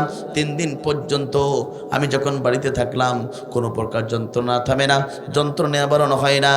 আবার 3 দিন অতিবাহিত হয়ে গেল, আমি চলে গেলাম ডাক্তারের কাছে। ডাক্তার সাহেবের দেখানোর পরে ডাক্তার বলল, যুবক তোমার হাতের যন্ত্রণা কমে না, তাহলে চিন্তা করো না, তোমার কোনোই পর্যন্ত কাটা লাগতে পারে। আমি যুবক রাজি হয়ে গেলাম, হাতের যন্ত্রণার কারণে কোনোই পর্যন্ত কাটা হলো। এরপরে ড্রেসিং করে ডাক্তারের ওষুধ নিয়ে বাড়িতে ফিরে আসলাম। সারা রাত করন্দন করি, কিন্তু আমার হাতের যন্ত্রণা থামে না। 3 দিন পরে আমি আবার ডাক্তারের কাছে চলে গেলাম। ডাক্তারকে বললাম, ডাক্তার সাহেব আঙ্গুল কাটলাম, হাতের যন্ত্রণা থামে না, কবজি কাটলাম হাতের যন্ত্র থামে না, কোনই কাটলাম হাতের যন্ত্র থামে না। ডাক্তার বলল কোন উপরে পর্যন্ত কাটা লাগবে, কেটে ফেলানো হলো। ডাক্তার সাহেব প্রশ্ন করলো, যুবক, আমি এতদিন যুবক অনেক ডাক্তারে করেছি, এত যুবক দেখেছি, এত রুগী দেখেছি, তোমার মতন ডিজিটাল কায়দার তো যুবকটা আমি দেখতে পারি নাই, এমন ডিজিটাল কায়দার রুগী তো আমি দেখতে পারি নাই। সঙ্গে সঙ্গে ডাক্তার প্রশ্ন করলো, তোমার জীবনে কি অপরাধ করেছো যার কারণে আল্লাহ পাক তোমাকে শাস্তি দিচ্ছে? সঙ্গে সঙ্গে আমি যুবক ডাক্তারকে বললাম, আমি একজনের প্রতি জুলুম করেছি। ডাক্তার বলল কিভাবে? বলল, আমি নদীর পাশে গিয়েছিলাম, যাওয়ার পরে একজন জেলে ছিল, সে জেলেটা একটা নদীর ভিতরে জাল ফেলালো, জালের ভিতরে একটা মাছ পালো, সেই মাছটাকে আমি জোরপূর্বক তার কাছে নিয়ে বাড়িতে আসলাম। আসার সময় ওই জেলে দুহাত তলে বিড়বিড়ি করে আল্লাহর কাছে কি বলেছিল আমি তো বুঝতে পারি নাই, এই জন্য তার প্রতি জুলুম করেছি, মনে হয় তার শাস্তি দিচ্ছে। ডাক্তার বলে, জি, তোমার এই অপরাধের কারণে আল্লাহ পাক তোমাকে শাস্তি দিচ্ছে। ডাক্তারকে বলে, ডাক্তার, তাহলে অপরাধের কারণে শাস্তি দিচ্ছে, কিভাবে আমি এটা ঠিক করতে পারি? ডাক্তার আমাকে পরামর্শ দিল, যাও যাও যাও, ওই জেলের কাছে চলে যাও, জেলের কাছ থেকে মাপ চাইলে তোমার সমস্ত দেহের যন্ত্রণা থেমে যাবে। একবার জোরে জোরে বলুন আল্লাহু আকবার। আমি আর দেরি করলাম না, আমি যুবক একটা দৌড় দিলাম, বাড়িতে চলে আসলাম, জামাটা পরে আমি জেলের কাছে চলে গেলাম। জেলেকে সেখানেই পেলাম অনেক দিন পরে। আমি যাবার সঙ্গে সঙ্গে বামারটা আমি জেলের পায়ের উপরে উঠিয়ে দিলাম। জেলের সঙ্গে সঙ্গে আমাকে বুকের উপরে রাখলো, বলে, ও যুবক, তোমার পরিচয় কি? তুমি কেন আমার পায়ের উপরে হাতটা মারো? বুঝতে পারি না। আমি যুবক বললাম, জেলে আপনি আমাকে চিনতে পারবেন না, অনেক দিন অতিবাহিত হয়ে গিয়েছিল, আমি আপনার পথে জুলুম করে একটা বোয়াল মাছ নিয়ে গিয়েছিলাম, আপনার কাছে জানতে চাই, দুহাত তোলে আল্লাহর কাছে আপনি কি বলেছিলেন? জেলের সব কিছু মনে পড়লো। জেলে বলল, যুবক, আমি বুঝতে পেরেছি, ওদিন তুমি আমার পথে জুলুম করেছিলে, আমি ছিলাম মাজলুম, তুমি ছিলে জালিম। আমি আল্লাহর কাছে বলেছিলাম, আল্লাহ, এই জেলেটা, আমি জেলে, এই যুবকটা আমার কাছ থেকে জুলুম করে মাছটা ছিনিয়ে নিচ্ছে, আল্লাহ তোমার কাছে আমি দোয়া করছি, আমি জেলে বেঁচে থাকতে যেন এই যুবকের শাস্তি হয়। একবার জোরে জোরে বলুন আল্লাহু আকবার। আমি জেলে দোয়া করেছিলাম, আসমানে মনে হয় কবর হয়েছে, তোমার মনে হয় শাস্তি হয়েছে। সঙ্গে সঙ্গে আমি যুবক বললাম, দেখো আমার হাতের অবস্থা। সঙ্গে সঙ্গে জেলে বলল, ও যুবক, আমি মন থেকে তোমাকে ক্ষমা করে দিলাম, আল্লাহু আকবার। যখন জেলে আমাকে ক্ষমা করে দিল, কিছুদিন পরে আমার হাতের যন্ত্রণা থেমে গেল। এই জন্যে সেদিন থেকে আমি প্রত্যেকটা মানুষকে সজাগ করার জন্য এই বক্তব্য দেই, তোমরা জুলুম করো না, তোমরা জুলুম করো না, তোমরা জুলুম করো না। বিদ্যা বাবা, আপনি শুনে রাখুন, মানুষের প্রতি জুলুম করলে আমার অবস্থা এ হয়েছে। এই সমাজের কোনো যুবক নয়, এই সমাজের কোনো মানুষ যদি জুলুম করে, আল্লাহ পাক তাকেও শাস্তি দিতে পারে। আমার বন্ধুরা, বাংলাদেশের প্রেক্ষাপটে এবার আপনাকে বোঝানোর চেষ্টা করছি, বাংলাদেশে যারা জুলুম করেছে, নির্যাতন করেছে, কত মায়ের কোল খালি করেছে, কত আলেমদেরকে কষ্ট দিয়েছে, কোন আলেমদেরকে নির্যাতন করেছে, কোন হাফেজদেরকে কষ্ট দিয়েছে। রাজশাহী সাব্বির হাফেজ ইসলামী আন্দোলনের কর্মী থাকার কারণে এই দেহের 20টা নখগুলোকে পিলাস দিয়ে উপড়ে ফেলানো হয়েছে। এই চুয়াডাঙ্গার অসংখ্য ইসলামী আন্দোলনের ছাত্র শিবিরের ভাইদেরকে ইসলামের পক্ষে কথা বলার কারণে, কালেমার দাওয়াত দেওয়ার কারণে ওই জালেমরা কোরআন ফায়ার দিয়ে রাস্তায় ঘাটে তারা জুলুম করে মেরেছে।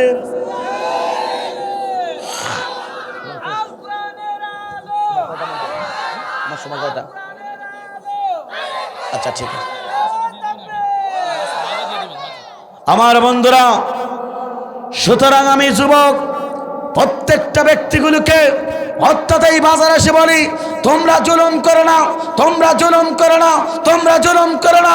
প্রিয় সরোজগড়বাসী, কালপুরবাসী, আপনাকে বলতে চাই, যুগে যুগে যারা জালিম ছিল, যুগে যুগে যারা ইসলাম বিরোধী ছিল, যুগে যুগে যারা আলেম বিরোধী ছিল, যুগে যুগে যারা কোরআন বিরোধী ছিল, ওই জালিমদেরকে আল্লাহ পাক ধরেছে। সুতরাং কেউ যদি ভবিষ্যতে জালিমকারী হয়, আল্লাহ পাক তাদেরকেও ধরবে। সুতরাং এই জালিমদের অবস্থা দেশে হলো না, আর ভবিষ্যতে কেউ যদি এই দেশে জুলুম করে, তাদের অবস্থা বাংলার জমিনে হবে না। কথা বলুন ঠিক না বেঠিক? আমার আজারি ভাই একটা কথা বলেছে, অনেকের কলিজার ভিতরে চুলকানি শুরু হয়ে গেছে। এক জালিম খেয়ে গেছে, আরেক জালিম খাবার জন্য অপেক্ষমান। এই কথা বলার কারণে তাকে নিয়ে ষড়যন্ত্র লিপ্ত হয়েছে যারা। আমার বন্ধুরা, এই কথাগুলো কেন আপনি আপনার কাঁধে নেবেন? সুতরাং আপনি যদি আপনার কাঁধে নেন তাহলে বিশ্বাস করুন, আপনি ভবিষ্যতে এদেশের কোনো জায়গায় যদি দায়িত্বশীল হয়ে যান, আপনি ওই জালিমের খাতারে যাবার চেষ্টা করতেছেন। কথা বলুন ঠিক না বেঠে? সুতরাং শাহজালালের দেশ, শাহপুরানের দেশ, যে দেশে আল্লামা সাঈদী রক্ত ঝরেছে, যে দেশে শহীদ মতিউর রহমান নিজামীর রক্ত ঝরেছে, যে দেশে আলী হাসান মোহাম্মদ মুজাহির রক্ত ঝরেছে, যে দেশে আবু জার কিফারি রক্ত ঝরেছে, যে দেশে রক্ত ঝরাতুক ছিল ওই শহীদ আবু সাঈদের রক্ত ঝরেছে, এই বাংলার জমিনে কান খুলে ছুড়ে রেখে জালিমকারীরা এদেশের মুসলমানদের এক ফোঁটা রক্ত থাকতে কোন জালিমকে আর ক্ষমতার বস্তাতে মুসলমান বসাতে চায় না।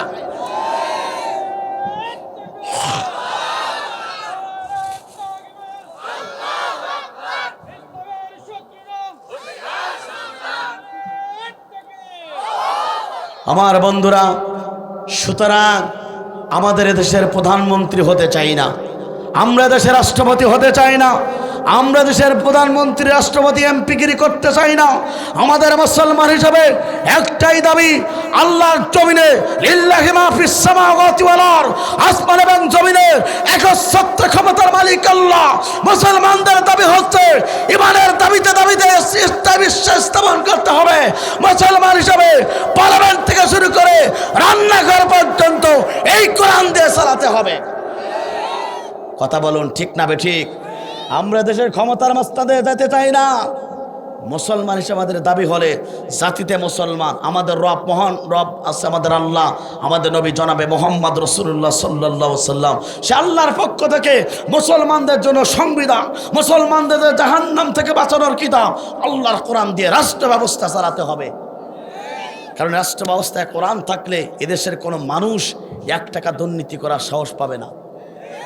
কোরআন রাষ্ট্র ব্যবস্থা থাকলে এদেশের কোনো মানুষ অন্য কোনো মানুষের খাল পর্যন্ত দখল করতে পারবে না। কথা বলুন ঠিক না বেঠিক? এটা অনেকে চায় না, তারা জানে এই কোরআন যদি সেট আপ হয়ে যায়, লাল বোতল দিনে রাতে আর খাইতে পারবো না। কথা বলুন ঠিক না বেঠিক? ওরা জানে কোরআন যদি বাংলার পার্লামেন্টে থাকে, এদেশের ইয়াবাখোর মদখোরের ব্যবসা আমাদের বন্ধ হয়ে যাবে। সুতরাং শাহজালালের দেশ, শাহপরানের দেশ, আল্লামা সাঈদীর বাংলাদেশে কোন নাস্তিকের বাচ্চা, কোন ফিরাউনের বাচ্চা, কোন ফিরাউনের উত্তরসূরি মুসলমানের রক্ত থাকতে ক্ষমতার বাচ্চাদের বসতে দেবে না। কথা বলুন ঠিক না বেঠি? আমার বন্ধুরা, সুতরাং জালিম যারা হবে তাদের অবস্থা ভবিষ্যতে খারাপ না ভালো? জোরে বলেন, ভালো না খারাপ? খারাপ। কথা বলুন ঠিক না বেঠিক? আমার বন্ধুরা, তাহলে লক্ষ্য করুন, জালিমরা 5টা কারণে ধ্বংস হয়। তার প্রথম নম্বর কারণ বলেছি আমার বন্ধুরা, প্রথম নম্বর কারণ হলো তারা যদি জালিম হয় তাহলে তারা ধ্বংস হয়ে যাবে। দ্বিতীয় নম্বর কারণ হলো ওই জালিমরা যদি আল্লাহর জমিনে কোরআনের বিপক্ষে অবস্থান নেয়, ইসলামের বিপক্ষে অবস্থান নেয়, আলেমদের বিপক্ষে অবস্থান নেয়, নাইমে রসুলদের বিপক্ষে অবস্থান নেয়, আল্লাহর জমিনে আল্লাহর হকের বিপক্ষে যদি তারা অবস্থান নেয়, ওই জালিমদেরকে আল্লাহ পাক ধ্বংস করে। কথা বলুন ঠিক না বেঠি? এই জন্য আমার বন্ধুরা লক্ষ্য করুন, তাহলে এই সমাজে ইসলামের বিরোধিতা করেছিল কিনা? জোরে বলেন, করেছিল কিনা? কেমন করেছিল? এই তাফসীর মাহফিল আয়োজন করতে গেলে তাদের পোস্টারে নাম না দিলে তাফসীর মাহফিল বন্ধ। তাফসীর মাহফিল আয়োজন করলে বক্তা হক কথা বললে বক্তা গ্রেপ্তার। তাফসীর মাহফিলে করতে গেলে এমন লোকদের কাছ থেকে অনুমতি নিয়ে আসতে হতো যারা প্রস্রাব করে পানি পর্যন্ত নেয় না। কথা বলুন ঠিক না বেঠি? আলেমদেরকে তাফসীর করার আগে তারা 1 ঘন্টা তাফসীর করত। এটাই ছিল দিনের বিরোধিতা। কথা বলুন ঠিক না বেঠিক? আর আল্লাহ পাক বলতেন, বান্দা শুনে রাখো, যদি সমাজে ইসলামের বিরোধিতা করে, কোরআনের বিরোধিতা করে, আলেমদের বিরোধিতা করে, হকের বিরোধিতা করে, আল্লাহর জমিনে দিন কায়েমের বিরোধিতা যারাই করবে, আল্লাহ পাক তাদেরকে জমিন থেকে, জালিম থেকে ধ্বংস করবে। কথা বলুন ঠিক না বেঠিক? এই কথা কার? কিন্তু এই জীবনের মালিককে, জীবন ব্যবস্থার মালিককে আল্লাহ পাক আপনাকে আমাকে কোরআন দিয়েছেন। দুনিয়ার সমস্ত জীবন ব্যবস্থাকে ডাস্টবিনে ফেলাই দিয়া আল্লাহর জমিনে আল্লাহর দিন প্রতিষ্ঠার জন্য আল্লাহ পাক তার রাসূলকে প্রেরণ করেছিলেন। কথা বলুন ঠিক না বেটি? এটা আমার কথা, আল্লাহর কোরআনুল কারীমের কথা। আল্লাহ পাক বলেন, হুয়াল্লাযী আরসালা রাসূলাহু বিল হুদা ওয়া দীনিল হক লিইজহিরাহু আলাদ-দীনি কুল্লিহি ওয়া লাহু কারিহাল মুশরিকুন। তিনি তো সেই সত্তা যিনি তার রাসূলকে 70 দিন সহকারে এই পৃথিবীতে প্রেরণ করলেন। হে নবী, তোমার দায়িত্ব এবং কর্তব্য হলো দুনিয়াতে যত মানব আইন গ্রন্থ আছে, দুনিয়াতে যত মানব রচিত জীবন ব্যবস্থা আছে, সমস্ত জীবন ব্যবস্থাকে ডাস্টবিনে ফেলাই দিয়া আল্লাহর জমিনে আল্লাহর দিন প্রতিষ্ঠার জন্য হে নবী আপনাকে প্রেরণ করা হয়েছে। আপনি যখন এই সমাজে আল্লাহর দিনের ব্যবস্থার কথা যখন বলবেন, সমাজের মুশরিক থাকবে, ইসলাম বিরোধী, কোরআন বিরোধী থাকবে, আপনার বিরোধিতা করবে, তারপরেও তারা আপনার প্রতি অসন্তুষ্ট হবে। আপনার যায় আসে না, আল্লাহর জমিনে দিন কায়েমের কথা বলতে হবে। কথা বলুন ঠিক না বেটি? আমার বন্ধুরা, এই জন্যে নবী নেই, নবীওয়ালা কাজ নবীর উম্মত হিসাবে আপনাকে আমাকে করার দরকার আছে না নাই? জোরে বলেন আছে না নাই? আল্লাহ নবী এই পৃথিবীতে দুনিয়ার সমস্ত জীবন ব্যবস্থাকে ডাস্টবিনে ফেলাই দিয়া আল্লাহর জমিনে আল্লাহর দ্বীন কায়েমের জন্য আল্লাহ রাসূলকে আল্লাহ রাব্বুল আলামিন প্রেরণ করেছিলেন। আপনি আমি বিশ্বনবীর উম্মত হিসাবে এই সমাজে মানব রচিত সমস্ত শিরকের মন্ত্রতন্ত্রগুলো ডাস্টবিনে ফেলাই দিয়া মুসলমান হিসাবে আল্লাহর জমিনে আল্লাহর দ্বীন কায়েমের পক্ষে কথা বলার দরকার আছে না নাই? আল্লাহর জমিনে আল্লাহর দ্বীন প্রতিষ্ঠার আন্দোলন করার দরকার আছে না নাই? আল্লাহর জমিনে আল্লাহর দ্বীন কায়েমের পক্ষে আন্দোলন করবেন কারা কারা? দুহাত করে আল্লাহকে দেখিয়ে দেন তারা তারা। লিল্লাহে তাকবীর, লিল্লাহে তাকবীর। আল কোরআনের আলো দুনিয়ার মুসলিম, কোরআন হাদিস শিখানে। আমার বন্ধুরা হাত নামান। সুতরাং আপনার আমার নবী, বিশ্ব নবী, আখিরি জামানার নবী, বিসমিল্লাহ ওয়ালা মিল্লাতে রাসূলুল্লাহ, মৃত্যুর পরে আল্লাহর নামে রাসূলের দ্বারা আপনাকে ঢোকানো হবে। কিন্তু মুসলমান হিসাবে এই দুনিয়াতে আল্লাহ পাক জীবন দিয়েছেন, এই দুনিয়াতে আসার পরে রাসূলের দল করবেন না, কোরআনের দল করবেন না, আল্লাহ রাসূলকে ভুলে গিয়ে আল্লাহর কোরআনের পথ ভুলে গিয়ে মানব প্রসিদ্ধ শিরকের মন্ত্রতন্ত্রের ভিতরেতে আপনার জীবন তৈরি করেন, জীবন গঠন করেন। সেই জীবন গঠন করে নামাজ রোজা হজ যাকাত করে আল্লাহ জান্নাত পাবে না, আল্লাহও চিনবে না, রাসূলও চিনবেন না, মৃত্যুর পরে কবরটা হবে জাহান্নামী। কিন্তু এই জীবনে আপনি রাসূল যে কাজ করেছেন, দ্বীনের দাওয়াত দিয়েছেন, আপনি মুসলমান, আল্লাহর জমিনে আল্লাহর দ্বীনের পক্ষে থাকার দরকার আছে না নাই? এই পথে চলতে গেলে কঠিন পথ, এই পথে চলতে গেলে আরামে থাকা যায় না, এই পথে চলতে গেলে ভালো খাওয়া যায় না, এই পথে চলতে গেলে সুখে জীবন যাপন করা যায় না। কিন্তু বিশ্বাস করতে হবে, আপনার আমার নবী, বিশ্ব নবী এই দ্বীনের দাওয়াত দেওয়ার কারণে শরীর থেকে রক্ত ঝরেছে। আপনার আমার নবী এই দ্বীনের দাওয়াত দেওয়ার কারণে মিথ্যা মামলা খেয়েছে। আপনার আমার নবী এই দ্বীনের দাওয়াত দেওয়ার কারণে তান্ডা বাবারে শহীদ করতে হয়েছে। আপনার আমার নবী, বিশ্ব নবী এই দ্বীনের দাওয়াত দেওয়ার কারণে জুলুমের শিকার হয়েছে। আপনার আমার নবী যেমন দ্বীনের দাওয়াত থেকে 1 ইঞ্চি সরে যায় নাই, সরজকলবাসী নবীর উম্মত হিসাবে আল্লাহর জমিনে দ্বীন কায়েমের পক্ষে থাকবেন, 1 ইঞ্চি সরা যাবে না। কথা বলুন ঠিক না বেঠিক? রাসূলের প্রিয় সাহাবায়ে কেরামগণ যেমন আল্লাহর জমিনে আল্লাহর দ্বীনের পক্ষে ছিল, রক্ত দিয়েছে, জীবন দিয়েছে, হাসতে হাসতে ফাঁসির মঞ্চে গিয়েছে, নবীর প্রিয় সাহাবায়ে কেরামরা বাতিলের কাছে মাথা নত করি নাই। আপনি আমি নবীর উম্মত হিসাবে এই জমিনে কি আল্লাহর দ্বীনের পক্ষে থাকতে পারি না? জোরে বলেন পানি কিনা? দ্বিতীয় নম্বর কবরে প্রশ্ন হবে, মান দীনুকা, জীবনে তুমি কোন দিনের জীবন গড়েছো, কোন জীবন ব্যবস্থা তুমি গড়েছো? এই জীবন ব্যবস্থা মোতাবেক যদি জীবন গড়ো, ওই কবরে উত্তর দিতে পারবেন। এই মোতাবেক জীবন গড়বেন না, খোদার কসম আপনি উত্তর দিতটা আটকে যাবেন। কথা বলুন ঠিক না বেঠে? তাহলে লক্ষ্য করুন, সময় আমার সংক্ষিপ্ত, এখনই বিদায় নেব। নবীর প্রিয় সাহাবায়ে কেরামরা এই দিনের দাওয়াত গীতিকে তারা কত কষ্ট করেছেন একটু লক্ষ্য করুন। আল্লাহ নবীর একজন প্রিয় সাহাবী ছিল, মক্কার সবচেয়ে সম্ভ্রান্ত পরিবারের সন্তান, মক্কার সবচেয়ে কোটিয়ালার সম্পদের ছেলে, মক্কার সবচেয়ে দামি লোকের ছেলে। নবীর একজন প্রিয় সাহাবী ছিল। এই কোরআন মানার কারণে, দিন প্রতিষ্ঠার আন্দোলন করার কারণে, দিনের পক্ষে থাকার কারণে কত জুলুম নির্যাতনের শিকার হয়েছিল। প্রিয় সরোজগড়বাসী, আপনাদেরকে বলতে চাই, নবীর প্রিয় সাহাবী নামটা ছিল মুসাব রাদিয়াল্লাহু তাআলা আনহু। তিনি এতটাই দামি আতর তিনি ব্যবহার করতেন, যে আতর তিনি ব্যবহার করে রাস্তা দিয়ে গেলে 7 দিন পর্যন্ত সেই আতরের সৌরভ তার জামা থেকে বের হতো। একবার জোরে জোরে বলুন আল্লাহু আকবার। তিনি এতটাই, আমার বন্ধুরা, নবীর প্রিয় সাহাবী মুসাব রাদিয়াল্লাহু তাআলা আনহু এতটাই দামি তিনি জামা ব্যবহার করতেন, যে জামা একবার ব্যবহার করলে দ্বিতীয় বারার ব্যবহার করতেন না। নবীর তরুণ যুবক সাহাবী, ইসলামের জন্য রসুলকে সবচেয়ে সহযোগিতা করেছে রসুলের তরুণ যুবক সাহাবীগণ। প্রিয় সরোজগঞ্জবাসীর যুবকেরা, তোমাদেরকে লক্ষ্য করে বলতে চাই, আমিও যুবক, তোমাদের যুবক। এই পৃথিবীতে ইসলাম কায়েম হয়েছে তরুণ যুবকদের রক্তের বিনিময়ে। আমার বন্ধুরা, 2024 সালে বাংলাদেশ শোষণভাবে স্বাধীনতা অর্জন করলো, সেখানেও যুবকদের রক্তের বিনিময়ে। কথা বলুন ঠিক না বেঠি?